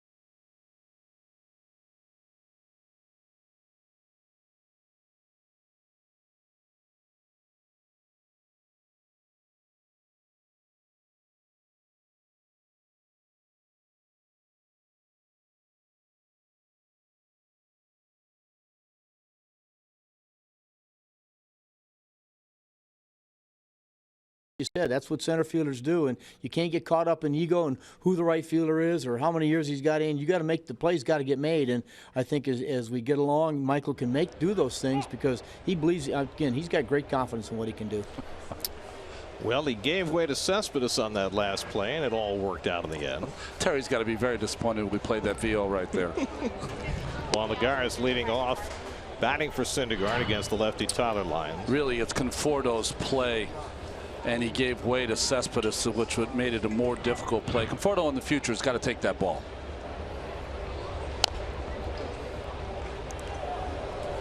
Tyler Lyons on in relief of Carlos Martinez. Well, Lyons, you're going to get a completely different look. This is a guy that spots his fastball, good changeup, big roundhouse breaking ball, and he's the kind of their long man out of the bullpen.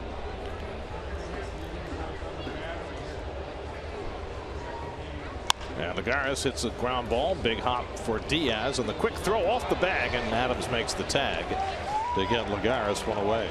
Has there been a clean play in this game? No, not yet. We're waiting, though. I mean, this is a play that you can kind of set yourself and fire a strike over there, but I think Diaz just wanted to get rid of it as quick as he could in case it was off the bag. It gave Adams some time to make the play.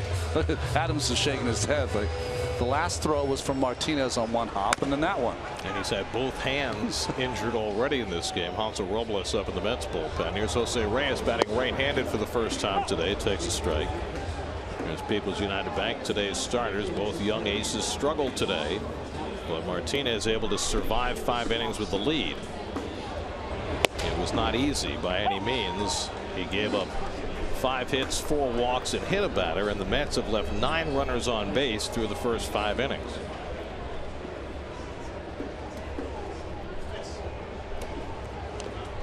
And Reyes just got a piece to stay in the at-bat.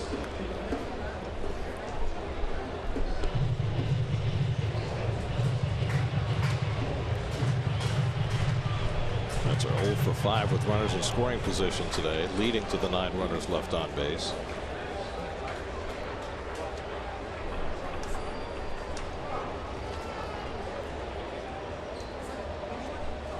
Reyes hits a comebacker. 2 out.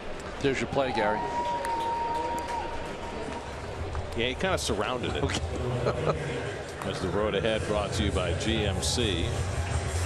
Doubleheader today, night game tomorrow. Then the Rockies are in for 4. Note that Thursday's series opener is a day game. That's a little odd. So don't show up late. 4 with the Rockies, then 4 with the Yankees. The first 2 at Citi Field, the last 2 at Yankee Stadium. Then the Mets make a trip to Detroit weekend after next. Here's Granderson facing the lefty. Takes a slider for a strike. The Mets are in a stretch starting tonight where 17 of the next 20 games will be played in New York City. 15 of them here, and the other 2 at the big stadium in the Bronx. So really a time for them to kind of make hay if they're going to make it, you know.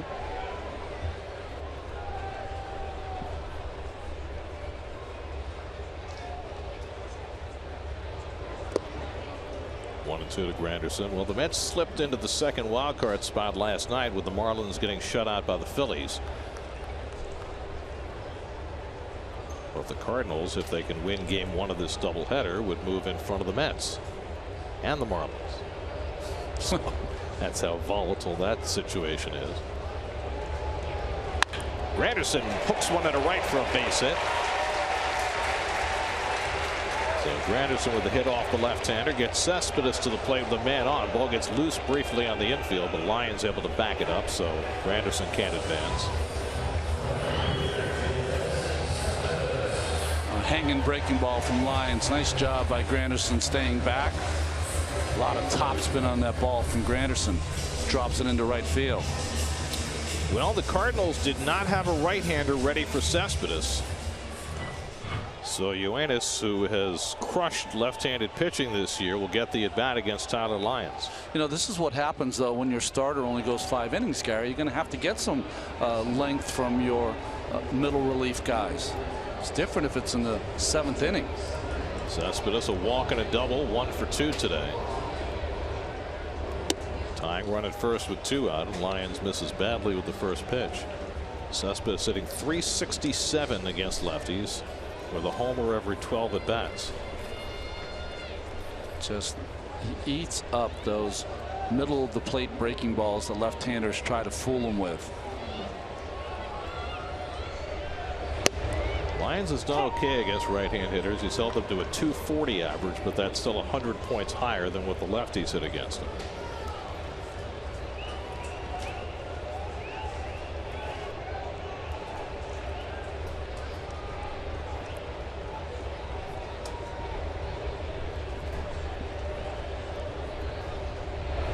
And Cespedes cranks one to deep center field, but Pham has room over in the gap.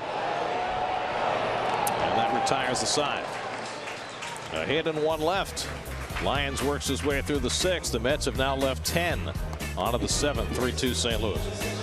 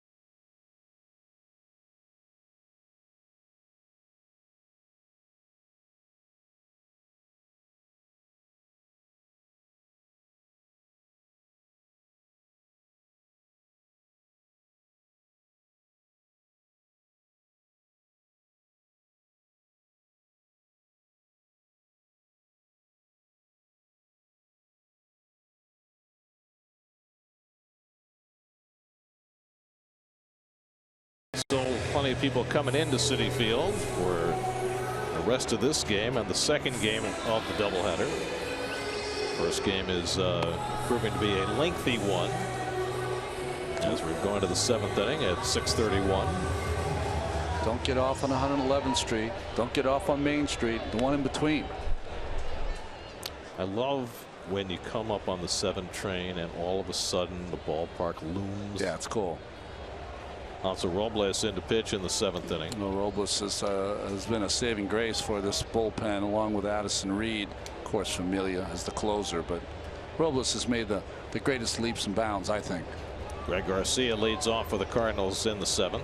0 for 2 and a walk today against Syndergaard, and he takes away. Juan Lagares, after pinch hitting, stayed in the game in center field. So Conforto comes out, which I think is a little odd with the Mets behind in the game. Well, it's Granderson coming off a base hit in that inning. That's hooked down the right field line by Garcia, and he's got himself an extra base hit. Granderson to the corner to get it, and Garcia pulls in at second base with a leadoff double. So Robles finds immediate trouble here in the 7th. You know, usually don't say this about a leadoff hitter when he strikes out his first 2 times up, but Garcia's taking good at bats all night long, all afternoon long. Well, both times he struck out, it was 100-mile-an-hour fastballs on the inside black from Syndergaard. It's an odd game for Syndergaard. He struck out 8 in 6 innings, gave up 7 hits and 3 walks, 3 runs, 2 earned. Really, the only horrible pitch he made was the one to Jerko that he had out of the ballpark in the 3rd. He got the benefit of a couple of plays, a caught stealing at third and out at the plate after Molina doubled in the fifth. Here's Diaz, who's 1 for 3.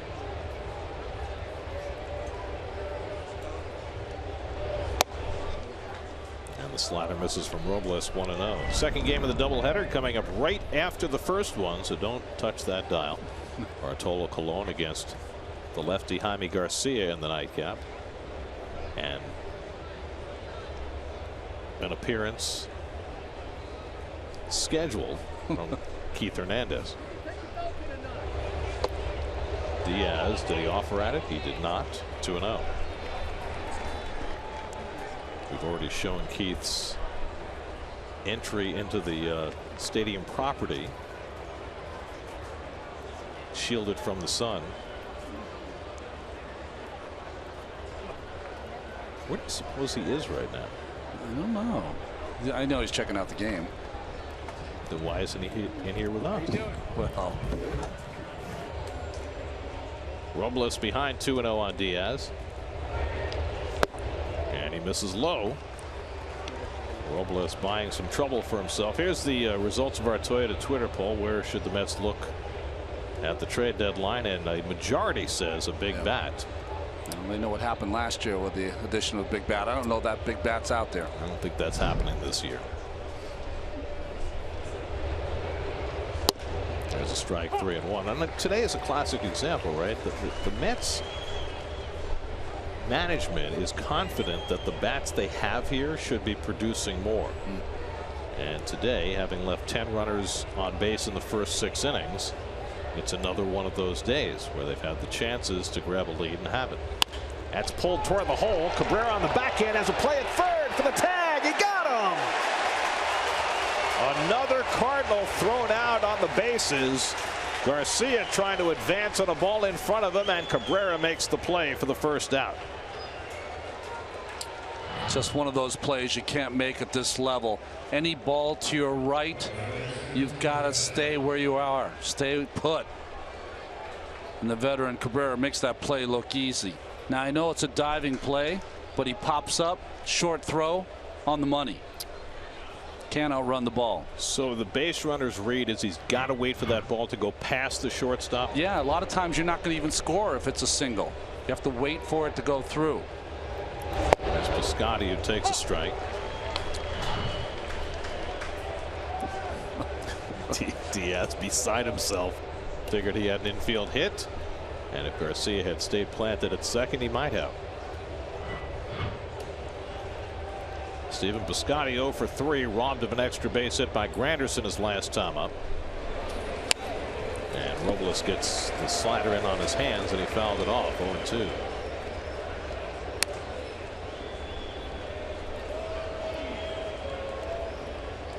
Keith's not a fan of sloppy play. This would not be a friendly game for him. He would enjoy this. Well, I seem to remember the last time the Mets and Cardinals got together in St. Louis last July, that Keith might have had his most animated broadcast ever.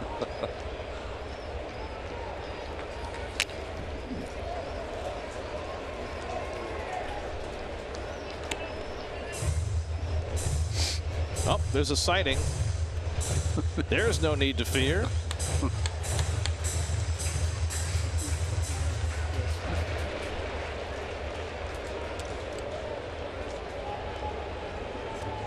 I feel very sad for the generation of kids who did not get to watch Underdog on a regular basis. One of the great cartoons of all time.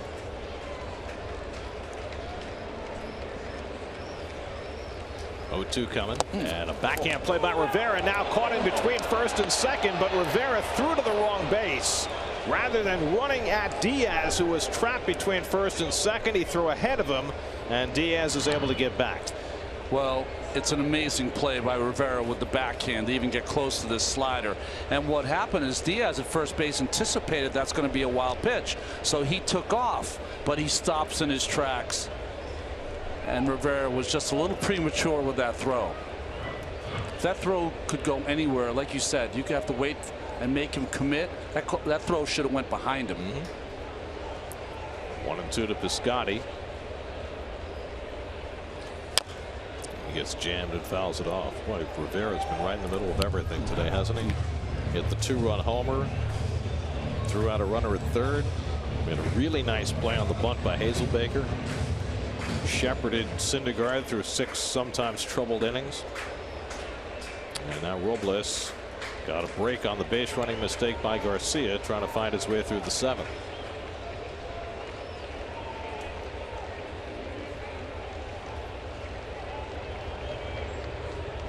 One-two coming, and it's up and away to Piscotty. 2-2.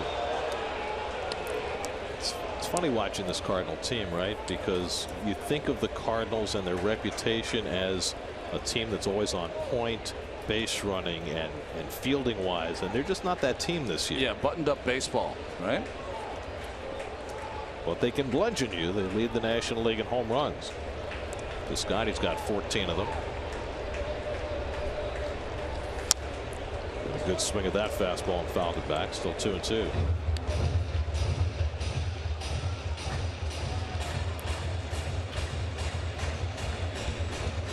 Eric Goodell, the right-hander. Jerry Blevins, the left-hander. Ready if needed.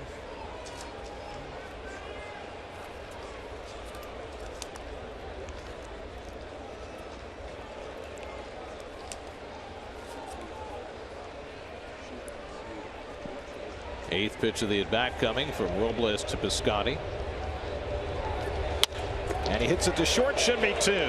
Cabrera to Johnson. Low throw, but Loney handles it. Side retired. Loney bobbled that ball a little bit, but the Mets get the call at first base for the 6-4-3 double play. Bad base running by the Cardinals enables Robles to get through the top of the 7th.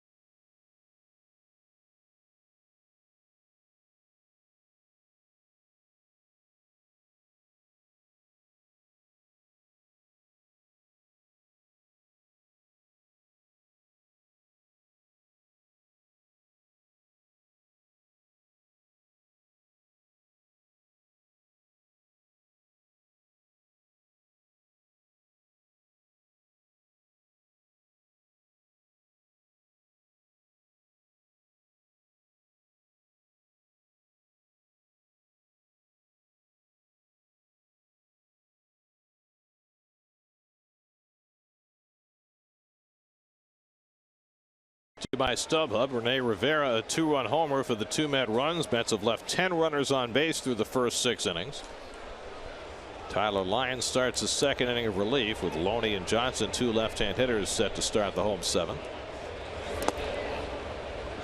Loney has reached on an error, walked and singled today, so he's 1 for 2. Crowd thickening as this first game progresses toward the originally scheduled game time tonight. Second game won't start till long after 7:10. You don't do many of these kind of doubleheaders anymore. It's kind of fun. We had one in Pittsburgh earlier this year. Yeah. And the Mets swept that doubleheader. You know the last time the Mets swept a doubleheader from the Cardinals? I don't know. August 10th, 1989. Well, I had a uniform then. Well, in fact, he pitched the first game. complete game. Oh, thank God. Usually the last notes are pretty harsh on me, but okay, good. You gave them an unearned run and a 5-1 win. Length of game, time of game. Loney strikes out with a breaking ball. First strikeout in relief for Lions, 1 away. T-Mobile brings you greater coverage of baseball, and I'm sure you know by now about the Aroldis Chapman becoming a Chicago Cub for 4 players. That's a lot to give up for a rental. But the Cubs, after 108 years in the desert, hoping that Chapman can lead them to the promised land. Gleyber Torres, of course, is the key piece in that trade. Well, and for the immediate moment, Adam Warren will help the Yankees, help them bridge to what is now the 2-man lockdown bullpen of Betances and Miller. Billy McKinney, who's also in that trade, he came with Addison Russell from Oakland, and he's hit everywhere he's gone. So it's just it's an interesting trade, because even though buyers or sellers, that's all you hear in baseball, I think when you're a middling team, you're trying to not only sell, but trying to get some pieces that may help you make a late run. Well, it's not just whether you're buying or selling, it's what you can get for what you're selling. I mean, that's an enormous package that the Yankees got for a guy that they'll only have for 2 more months. And Theo Epstein said it that way. He said, listen, we have a team that's ready to play in the postseason, and this gives us that piece at the end of the game. So it's both teams come out winners if that's the way it works out. 1-2 to Kelly Johnson, and he pops one up. Jerko into foul territory. 2 out. So Lions does a nice job getting the 2 left-hand hitters out. Now the switch hitting has Drupal Cabrera coming up with 2 out and nobody on. But that's going to be. The answer, by the way, is 2 hours and 49 minutes. Oh, that was long then. It wasn't long great for a complete game back in those days.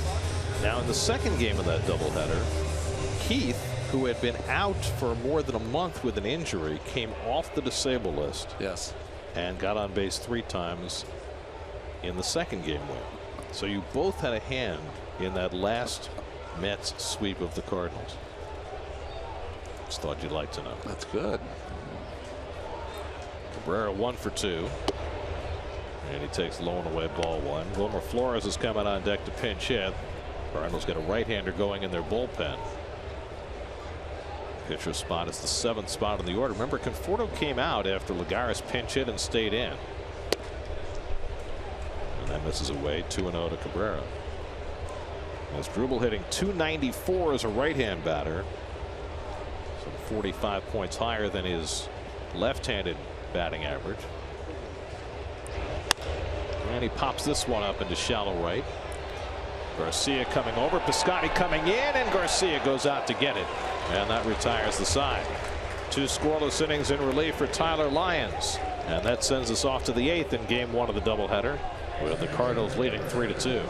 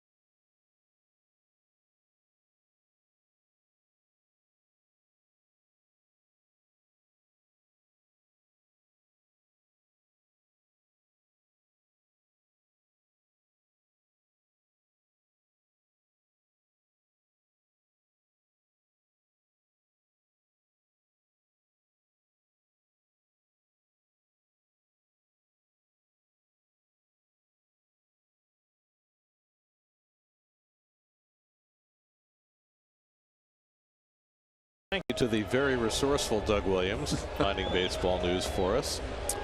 Answer our Verizon trivia question. First home run for Mike Piazza, a guy who later pitched for the Mets, Steve Reed. He's a sidearm thrower, right? Jerry Blevins in the game for the Mets. In to face Adams. And he takes the curveball for a strike. Adams just walked twice. Scored 1 run, tried to score another, but was thrown out at the plate on a great relay by Kelly Johnson in the 5th. Adams 0 for 1 on the day. And another curveball, another strike, 0-2.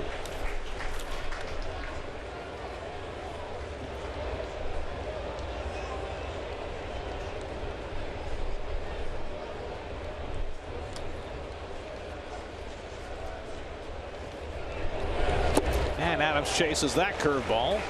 So Blevins has been using his fastball this year more than ever. Threw 3 curveballs in a row to get Adams. Once you get ahead, you can start that ball down the middle and break it off the plate. Textbook. And this is 2 pitches ago. The curveball at the left-handed hitter from Blevins starts right at your helmet and breaks out over the middle of the plate. Well, Blevins' work is done. 3 curveballs, 1 out, and he will exit, and Eric Goodell will come in with the right-hand hitters coming up. Call to the bullpen brought to you by Verizon. 3-2 St. Louis in the 8th. We'll be right back to Citi Field.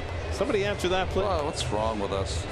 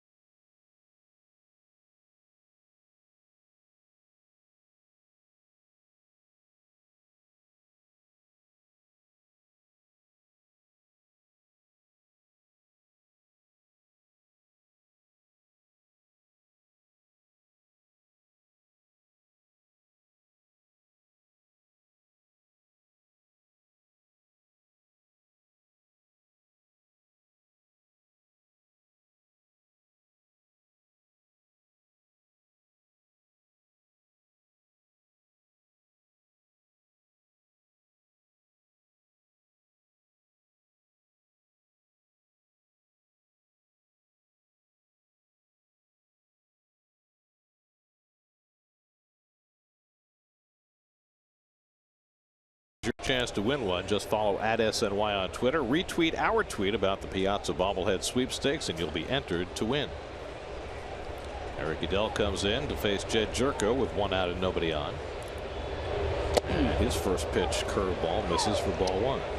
See the numbers so far for Eric. He's struggled a little bit of late. Last outing was against Miami Saturday. Retired all 3 hitters he faced. Now a little conversation going on between Jerko and they're thinking Rivera. that like Cabrera's at bat, they think that might have hit the helmet or scraped the helmet of Jerko. Don't you think Jerko would have been the first to know? Well, usually it is the hitters the first to know. He made no move toward first base. Let's watch. It's David Bell on the phone. He's the bench coach for Mike Matheny. Over his head. Oh, it did. Maybe it did. It scraped the top of his helmet. How did he not know? He wants to hit. It's got a 2-run bomb. And no challenge. So apparently they didn't think so. Back-to-back curveballs from Goodell. So 5 pitches thrown by the Mets in this inning, all curveballs. The Mets might be in this game only because of their 2 replays. One overturned a stolen base at third. That was big. The other a hit batsman to Cabrera. This one's popped up behind second base, and Kelly Johnson waiting for it. 2 out. This has been a strange game. It's hard to really quantify how it's been strange, but there's been a lot of bad base running, bobbles in the field, 2 pitchers living on the edge, not quite getting hammered for it, but not quite as dominant as they normally are. It's like a March 6th game, but all the starters stayed in the whole game. That's what it's like. That's a good way to put it. Here's Molina, who's 2 for 3. And Yachty takes outside ball 1. SNY's Super Slow Motion is brought to you by your Mercedes-Benz Tri-State dealers. Mercedes-Benz, the best or nothing. That's right. We had the cover ripped off the ball. Right. Forgot about that one. You knew we were in trouble when that happened. That was off the bat of Jeremy Hazelbaker back in the second. Hit it 60 feet and knocked the cover off the ball. Seems like an oxymoron. 2-0 to Molina.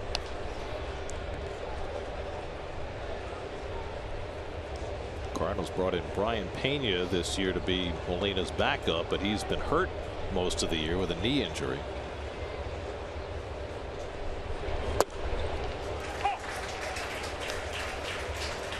They have a journeyman minor leaguer serving as his backup now, Alberto Rosario, who I assume we'll see in game 2.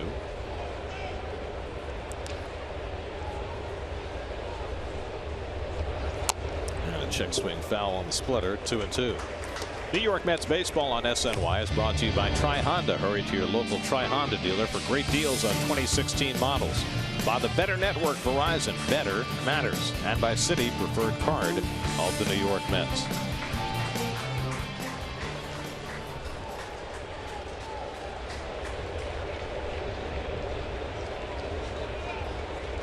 Two from Goodell. Molina fouls it off. The Cards earlier this year had Eric Fryer as their backup catcher, but they let him go when Pena came briefly off the disabled list. Fryer went to the Pirates and single-handedly won a game against the Cardinals. That's how these things go sometimes. Well, the Pirates have been scuffling for catchers all season long once Cervelli was hurt.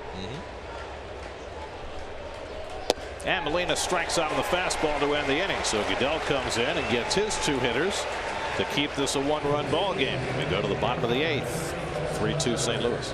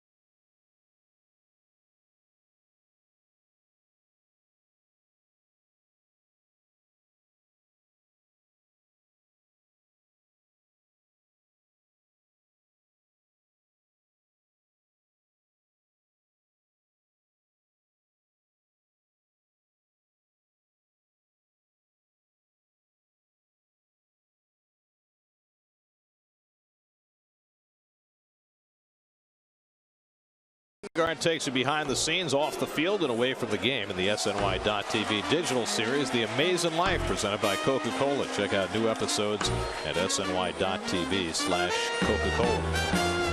Is that Steve Gelbs with him? Yes. What happened to Steve Gelbs? Still work for us?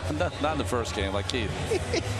Tonight after the post game, it's Geico Sports Night. Doug Williams has already worked awfully hard today, unlike Steve. 2 tweets today, and this is game 1. He's just warming up. All right, thanks, Doug. We'll see you later. Here's your city line score, 3-2 St. Louis. Mets have left 10 runners on base through the first 7 innings, and they'll now face the left-hander Kevin Segrist in the 8th. Well, Segrist is an awfully hard thrower from the left side. Good fastball, 95 plus. He's thrown slider in the past, but has gone mostly with his curveball now, or a bigger breaking ball. Wilmer Flores will get the opportunity with the left-hand pitcher in the game. Wilmer will probably start the nightcap. Cardinals are starting a lefty, Jaime Garcia.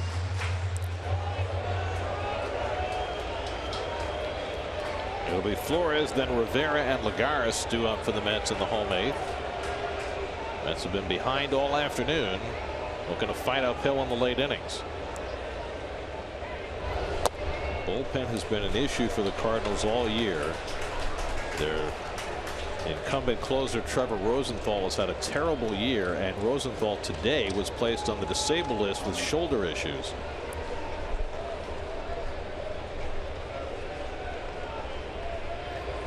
The Korean right-hander Sung Hwan Oh has taken over as the Cardinal closer. He was a big-time closer both in Korea and Japan, known as the final boss. It's a great nickname. Great. 2-0 to Flores, leading off the home 8th. And Wilmer takes the fastball strike, 2-1. Carlos Martinez staggered through 5 innings for St. Louis, allowed 2 runs, 5 hits, walked 4. Tyler Lyons was impressive in his 2 innings in relief, no runs and 1 hit, and now Segrist in the 8th.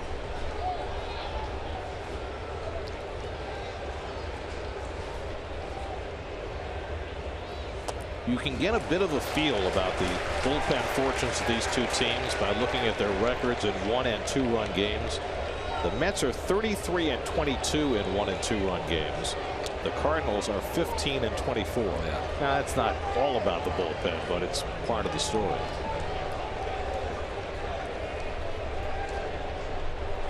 Flores attacks one, hits it out to center field, and Pham has room. 1 out. Well, one of those rare summer nights where if you hit the ball high here, the wind's blowing in, or at least into right field. So anything to center field is just dying. Well, Rene Rivera has accounted for the only scoring for the Mets this afternoon. He had a 2-run homer in the 4th inning, his 4th of the year.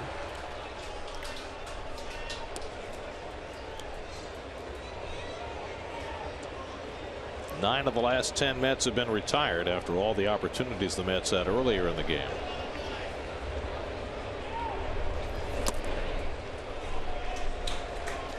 Changeup misses to Rivera, 1-0. He's just done a great job every time he's been in there. He's been the personal catcher of Syndergaard. He did as much at bat as he did to kind of get Syndergaard through those 6 innings. Changeup misses, 2-0. So Segrist, 2 batters. He's fallen behind both of them, 2-0.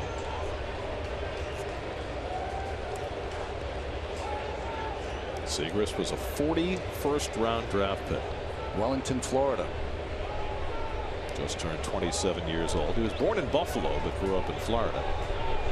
Good move by his family. Nothing against Buffalo, but you know, it's a little more baseball friendly down in Florida. Weather-wise. Good comeback there, by the way. No, I like Buffalo. Spent a little time there last year, NCAA tournament. That's right. It's a lot of fun.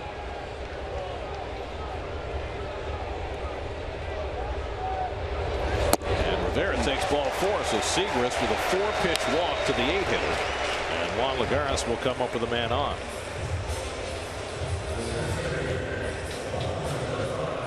Lagares came up as a pinch hitter in the 6th, grounded out, stayed in the game in center field. the tough thing about carrying only 2 catchers. You know, you just can't run for your catcher here late in the game down by a run.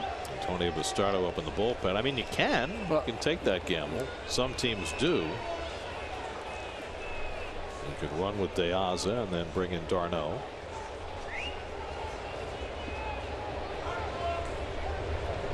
Lagares jumps back. Segura struggling with his control, and Molina's going to walk the ball out to him. And the middle infielders will join. For such an amazing kind of mentor to pitchers, Molina can sometimes, his body language, get disgusted with pitchers when they work behind. Early by Martinez, and in this inning by Segrist. Well, Segrist has this tendency. 4 years in the big leagues, his walk ratio is 4.1 walks per 9 innings for his career. So he gets in these modes. He's been behind everybody he's faced so far in this inning. Fell behind 3-1 to Flores before Wilmer flied out. He walked Rivera. Now 1-0 to Lagares. Jose Reyes waiting on deck. Mets have been waiting for the big hit all day long. They've been behind since the 2nd inning. Cardinals got an unearned run in the 2nd, a 2-run homer from Jerko in the 3rd, and now the Mets are going to pinch run. After ball 1, there is De Aza to pinch run. I like it. It's the right move. Sometimes you got to roll the dice. Remember that you've got Neil Walker sitting in the dugout, and Walker was a minor league catcher. Right. So if you need an emergency guy, Neil would be that guy. He didn't want to be that guy. No, but he could if he had to. So now De Aza, the pinch runner at first with 1 out.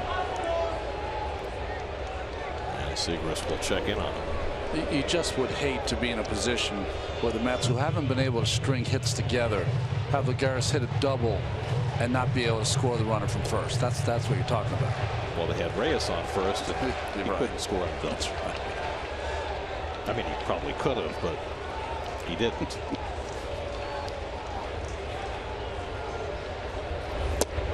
And Segrist finds the corner, much to the dismay of Lagares. 1-1. There's been a fair amount of head shaking today. Got a young umpire, Stu Sherwater, calling balls and strikes.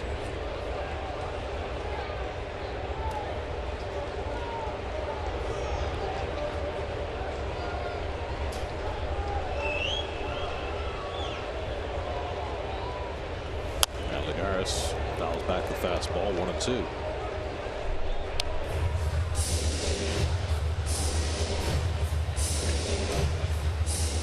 Juan has done most of his damage against left-handed pitching this year. Came into the day hitting .277 against lefties. Just .227 against righties. Tying run at first and 1 out.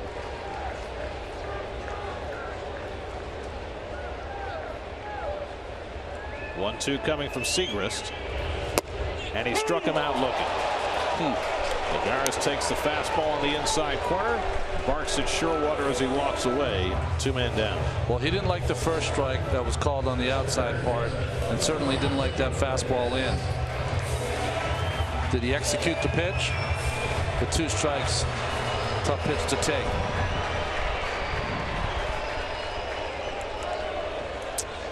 Hard part is that does it catch the knees or not? Close to the inside corner, caught the front knee, did not catch the back knee. Basically a perfect pitch. Yeah. Here's Reyes with 2 out and a runner at first. So say 1 for 4 today. And takes below the knees, ball 1. Cardinal outfield playing deeper than they normally would against Reyes. Trying to keep the ball in front of them. Prevent that tying run from scoring on a ball hit in the gap.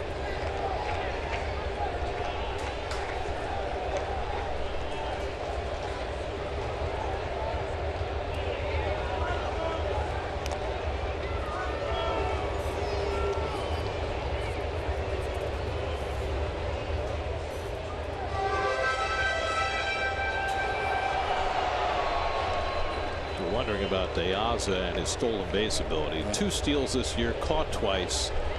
Not quite as fast as he was earlier in his career. I don't think you'll see him going with the left-handed pitcher Segrist on the mound. that doesn't mean Seagrass won't pay attention. That's right.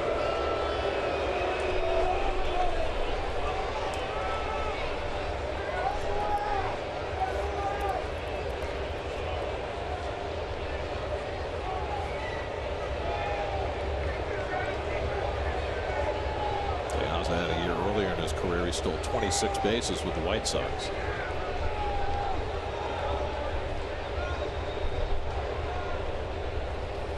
Reyes goes after the fastball, 1-1.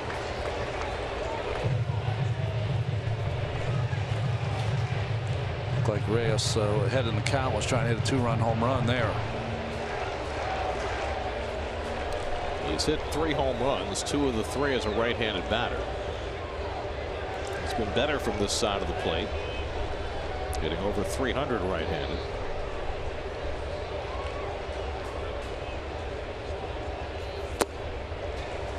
Two balls and a strike.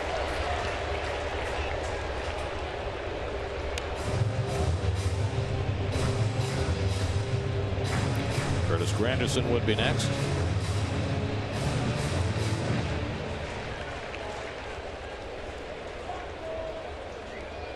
It's 7-10, Ronnie. First pitch will have to wait for game 2. 2-1 coming, and Reyes fouls it back. Better swing at that. 2-2. Fastball up from Seagrass.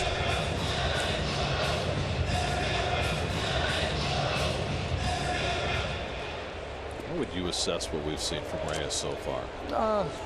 I would think that I think his third base play, except for a couple of bobbles, has been better than I thought it was going to be. From the right side, he looks, pretty locked in, like he's going to give you a good at bat, and still trying to slow down the game. To me, it seems a little quick for him right now, which seems counterintuitive because he's got a quick game. He pops one up. Garcia retreats. Side retired. So Seagrass comes on. Throws a hitless 8th and keeps the Cardinals in front 3-2 going to the 9th.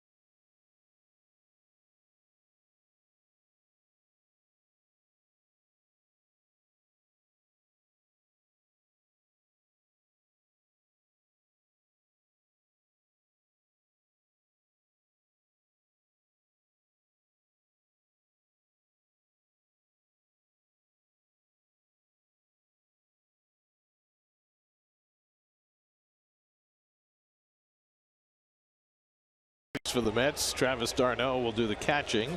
Alejandro Diaz stays in the game in center field, so d'Arnaud will hit 7th. Pitcher goes back in the 9 hole, and that pitcher is Antonio Bastardo. Yeah, a huge inning here in the 9th inning. trailing only by 1. Got to have a clean inning by Bastardo. Last pitch Saturday in Miami gave up a run in 2 innings of work. They'll face the lower third of the Cardinal batting order. Hazelbaker, Pham, and the pitcher spot. Hazelbaker 1 for 3, had an infield hit where he tore the cover off the ball in the second inning. Then he tried to bunt for a hit his last time up, and Rivera threw him out on a bang-bang play. And the first pitch slider in for a strike from Bastardo. Mets bullpen has been fine today. Hansel Robles gave up a leadoff double in the 7th, but got through that inning unscathed. Jerry Blevins and Eric Goodell combined for a 1-2 3/8. And now Bastardo trying to keep it a 1-run game. And Hazelbaker down to the count 0-2. Well, gutty performance by Syndergaard to get through 6 innings. 2 mistakes, really. The 2-run home run by Jerko and the throwing mistake home.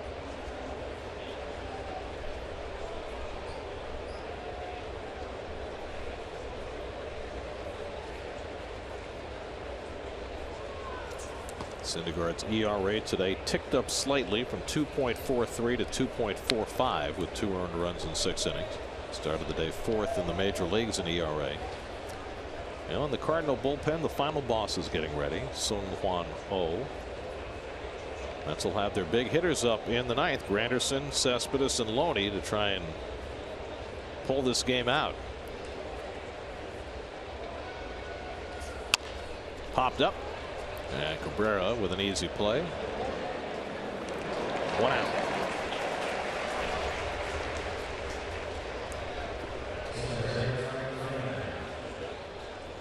Now it's Tommy Pham, who's 2 for 3 today. He banked one off the right calf of Syndergaard for an infield hit in the 2nd. When you get one like that off the fleshy part, does it feel worse when you come out of the game? Maybe. I don't think it really affects you in game, Gary, but it will have a good bruise, I'm sure, on there. It's worse if it catches the front or shin or yeah, you don't want ball off the back of your heel or something. Yeah.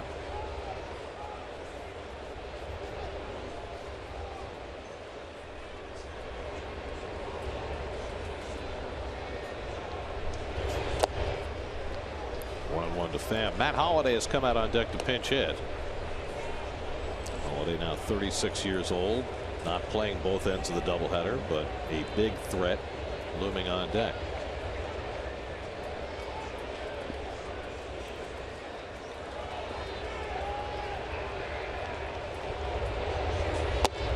And Pham takes a strike, 1-2.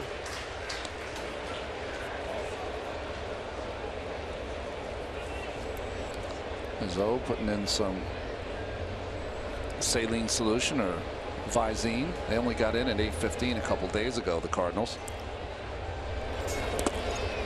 I'm talking about 8:15 in the morning. Yeah, well, they played the Sunday night game against the Dodgers. Their plane was disabled because of a mechanical failure. They had to wait for a second plane. They finally took off, and then when they got to New York, there were thunderstorms in the area. They had to circle for almost an hour.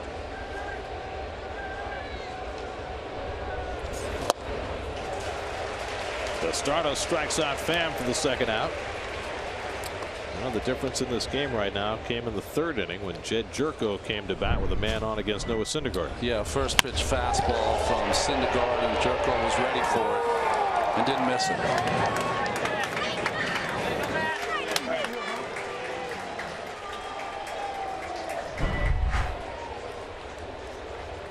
So now it's Holliday to pinch it. Not hitting for much of an average this year, but 17 home runs, 56 driven in. He's had himself quite a career, lifetime 303 hitter. Yes, he has.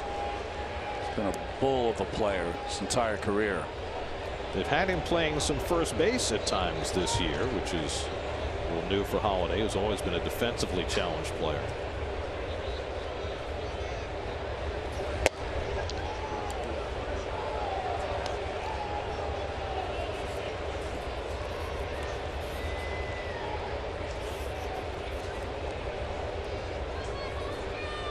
Holliday 0 for 2 in his career against Bastardo.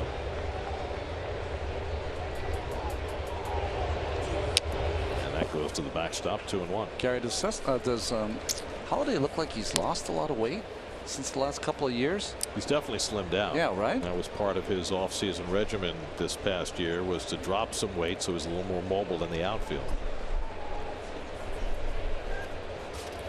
Still 254. Big man. Not sure he's 254 anymore.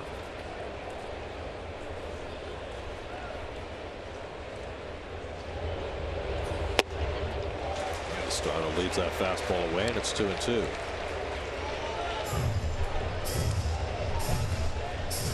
Sun just ducking below the rim of the stadium now.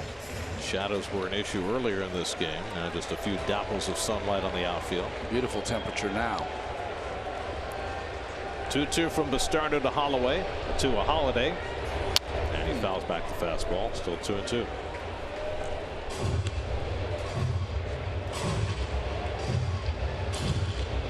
Matt Holiday grew up in Stillwater, Oklahoma, where his babysitter for a few instances was Jeremy Burnitz. Really? He's then playing at Oklahoma State.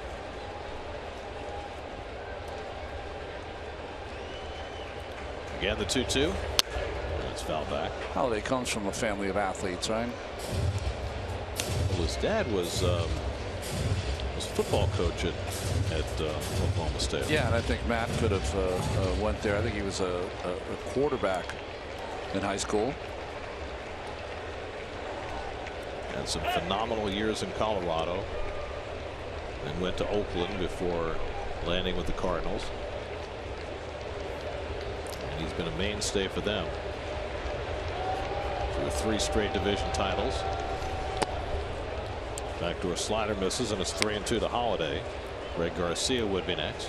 We saw firsthand what can happen if you have a run in September come from nowhere. 22-1 those Rockies went. And of course, he scored the winning run in that wild card game against San Diego, if he touched home plate. That's right. Not sure he really did. 3-2.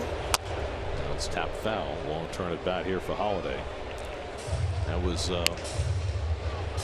one of the real disappointments of Trevor Hoffman's career, letting that lead get away in extra innings against the Rockies in that wild card playoff game.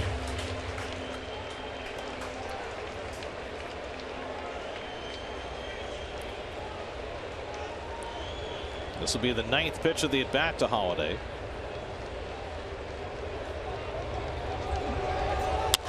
And he pops one up into shallow right. And Granderson is there.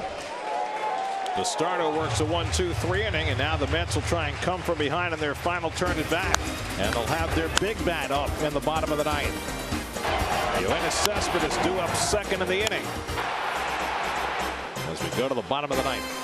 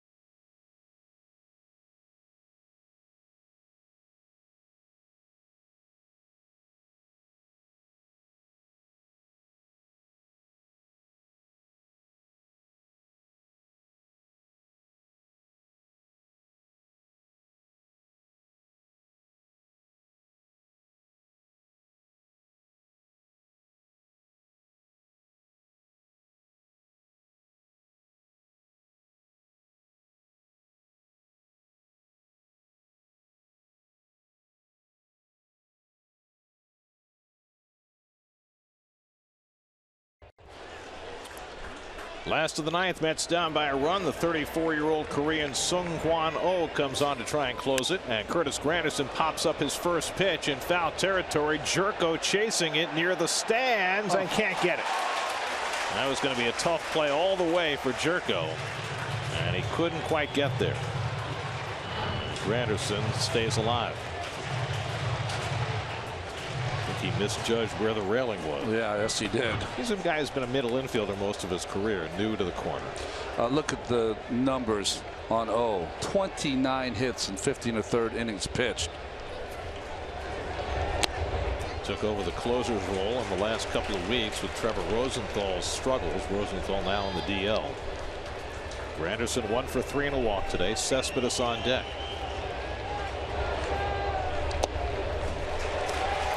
Bounces that one in there.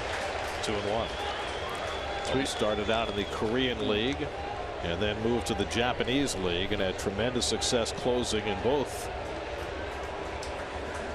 357 saves in Asia in those two leagues.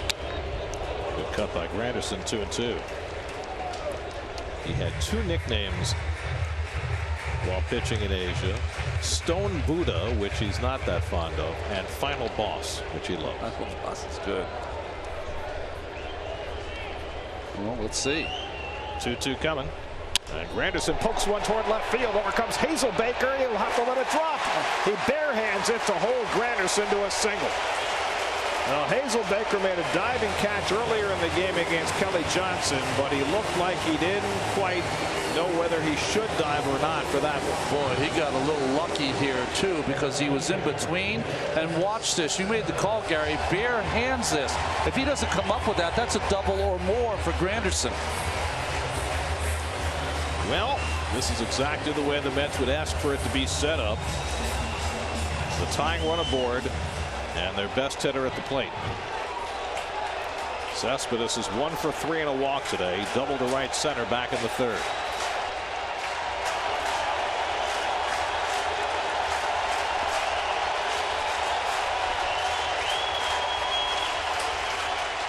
And Cespedes hits it in the air. Center field. Pham at the edge of the warning track is there. Granderson tags at first. He's going to try for second. The throw coming in, and Granderson is out. Double play. Granderson challenging the arm of Tommy Pham, and Pham put it right on the money. The 8-4 double play. And there are 2 out and nobody on. Well, what a play by Pham. He went back on that ball perfectly, has momentum moving forward, so he gets something on that throw, and he made a perfect throw. The only throw that could have gotten Granderson. Granderson trying an aggressive play, comes up empty, and the Mets are down to their final out of the day, at least the first half of the day. James Loney is 1 for 3 and a walk today. So O gets himself a nice break, and Loney slices one foul. 2 breaks there. Not only the play on the tag up, and good tag here by Garcia, but you know how much Cespedes just missed hitting that ball out of the ballpark? Inches. Ronnie, it's a game of inches. Yeah, that's right. I forgot about that. And now the Mets are down to their final strength. Boy, kind of fastball right in the middle of the plate, maybe just tiny bit beat him. Yeah, he knew it too. Yep. Now O ahead on Loney, 0-2. And Loney fights that one off. O does a nice job of hiding the baseball. Cardinal bullpen, which has been a big concern this year, has been impeccable so far today. 3 2/3, no runs, 2 hits. And O has 1 more out to get. Kelly Johnson would be next if Loney keeps the Mets alive. And James takes it high out of the strike zone, 1-2. Game 2 of the doubleheader starts about 20 minutes after the first one ends. Bartolo Colon will pitch for the Mets. Lefty Jaime Garcia for the Cardinals.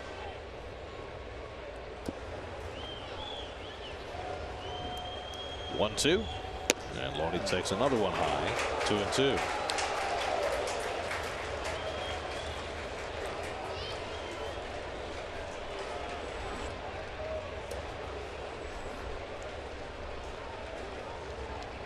2 out and nobody on.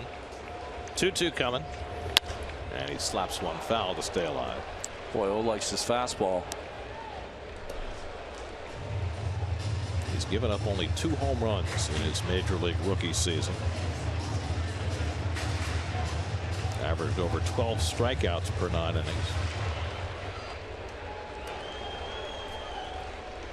Again, the 2-2. And Loney hits it on the ground. Fell down in the batter's box. Garcia throws him out, and the Cardinals have taken the opening game of the doubleheader.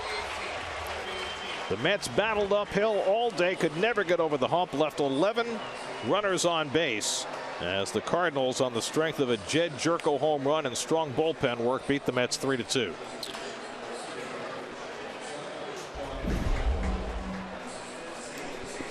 Here's a game summary. Noah Syndergaard gave up 2 earned runs over 6 innings, takes the loss. Rene Rivera's 2-run homer accounting for all of the Mets offense in this game, as the Mets left 11 runners on base and fall 3-2. Well, Martinez really struggled through his 5 innings of work to get his 10th win. Syndergaard kind of got himself through 6, but his throwing error may be the difference. So the Cardinals take the opener of the doubleheader to edge a half game in front of the Mets in the standings. With the second game of the doubleheader coming right up, Cardinals with this one 3-2. We'll be right back.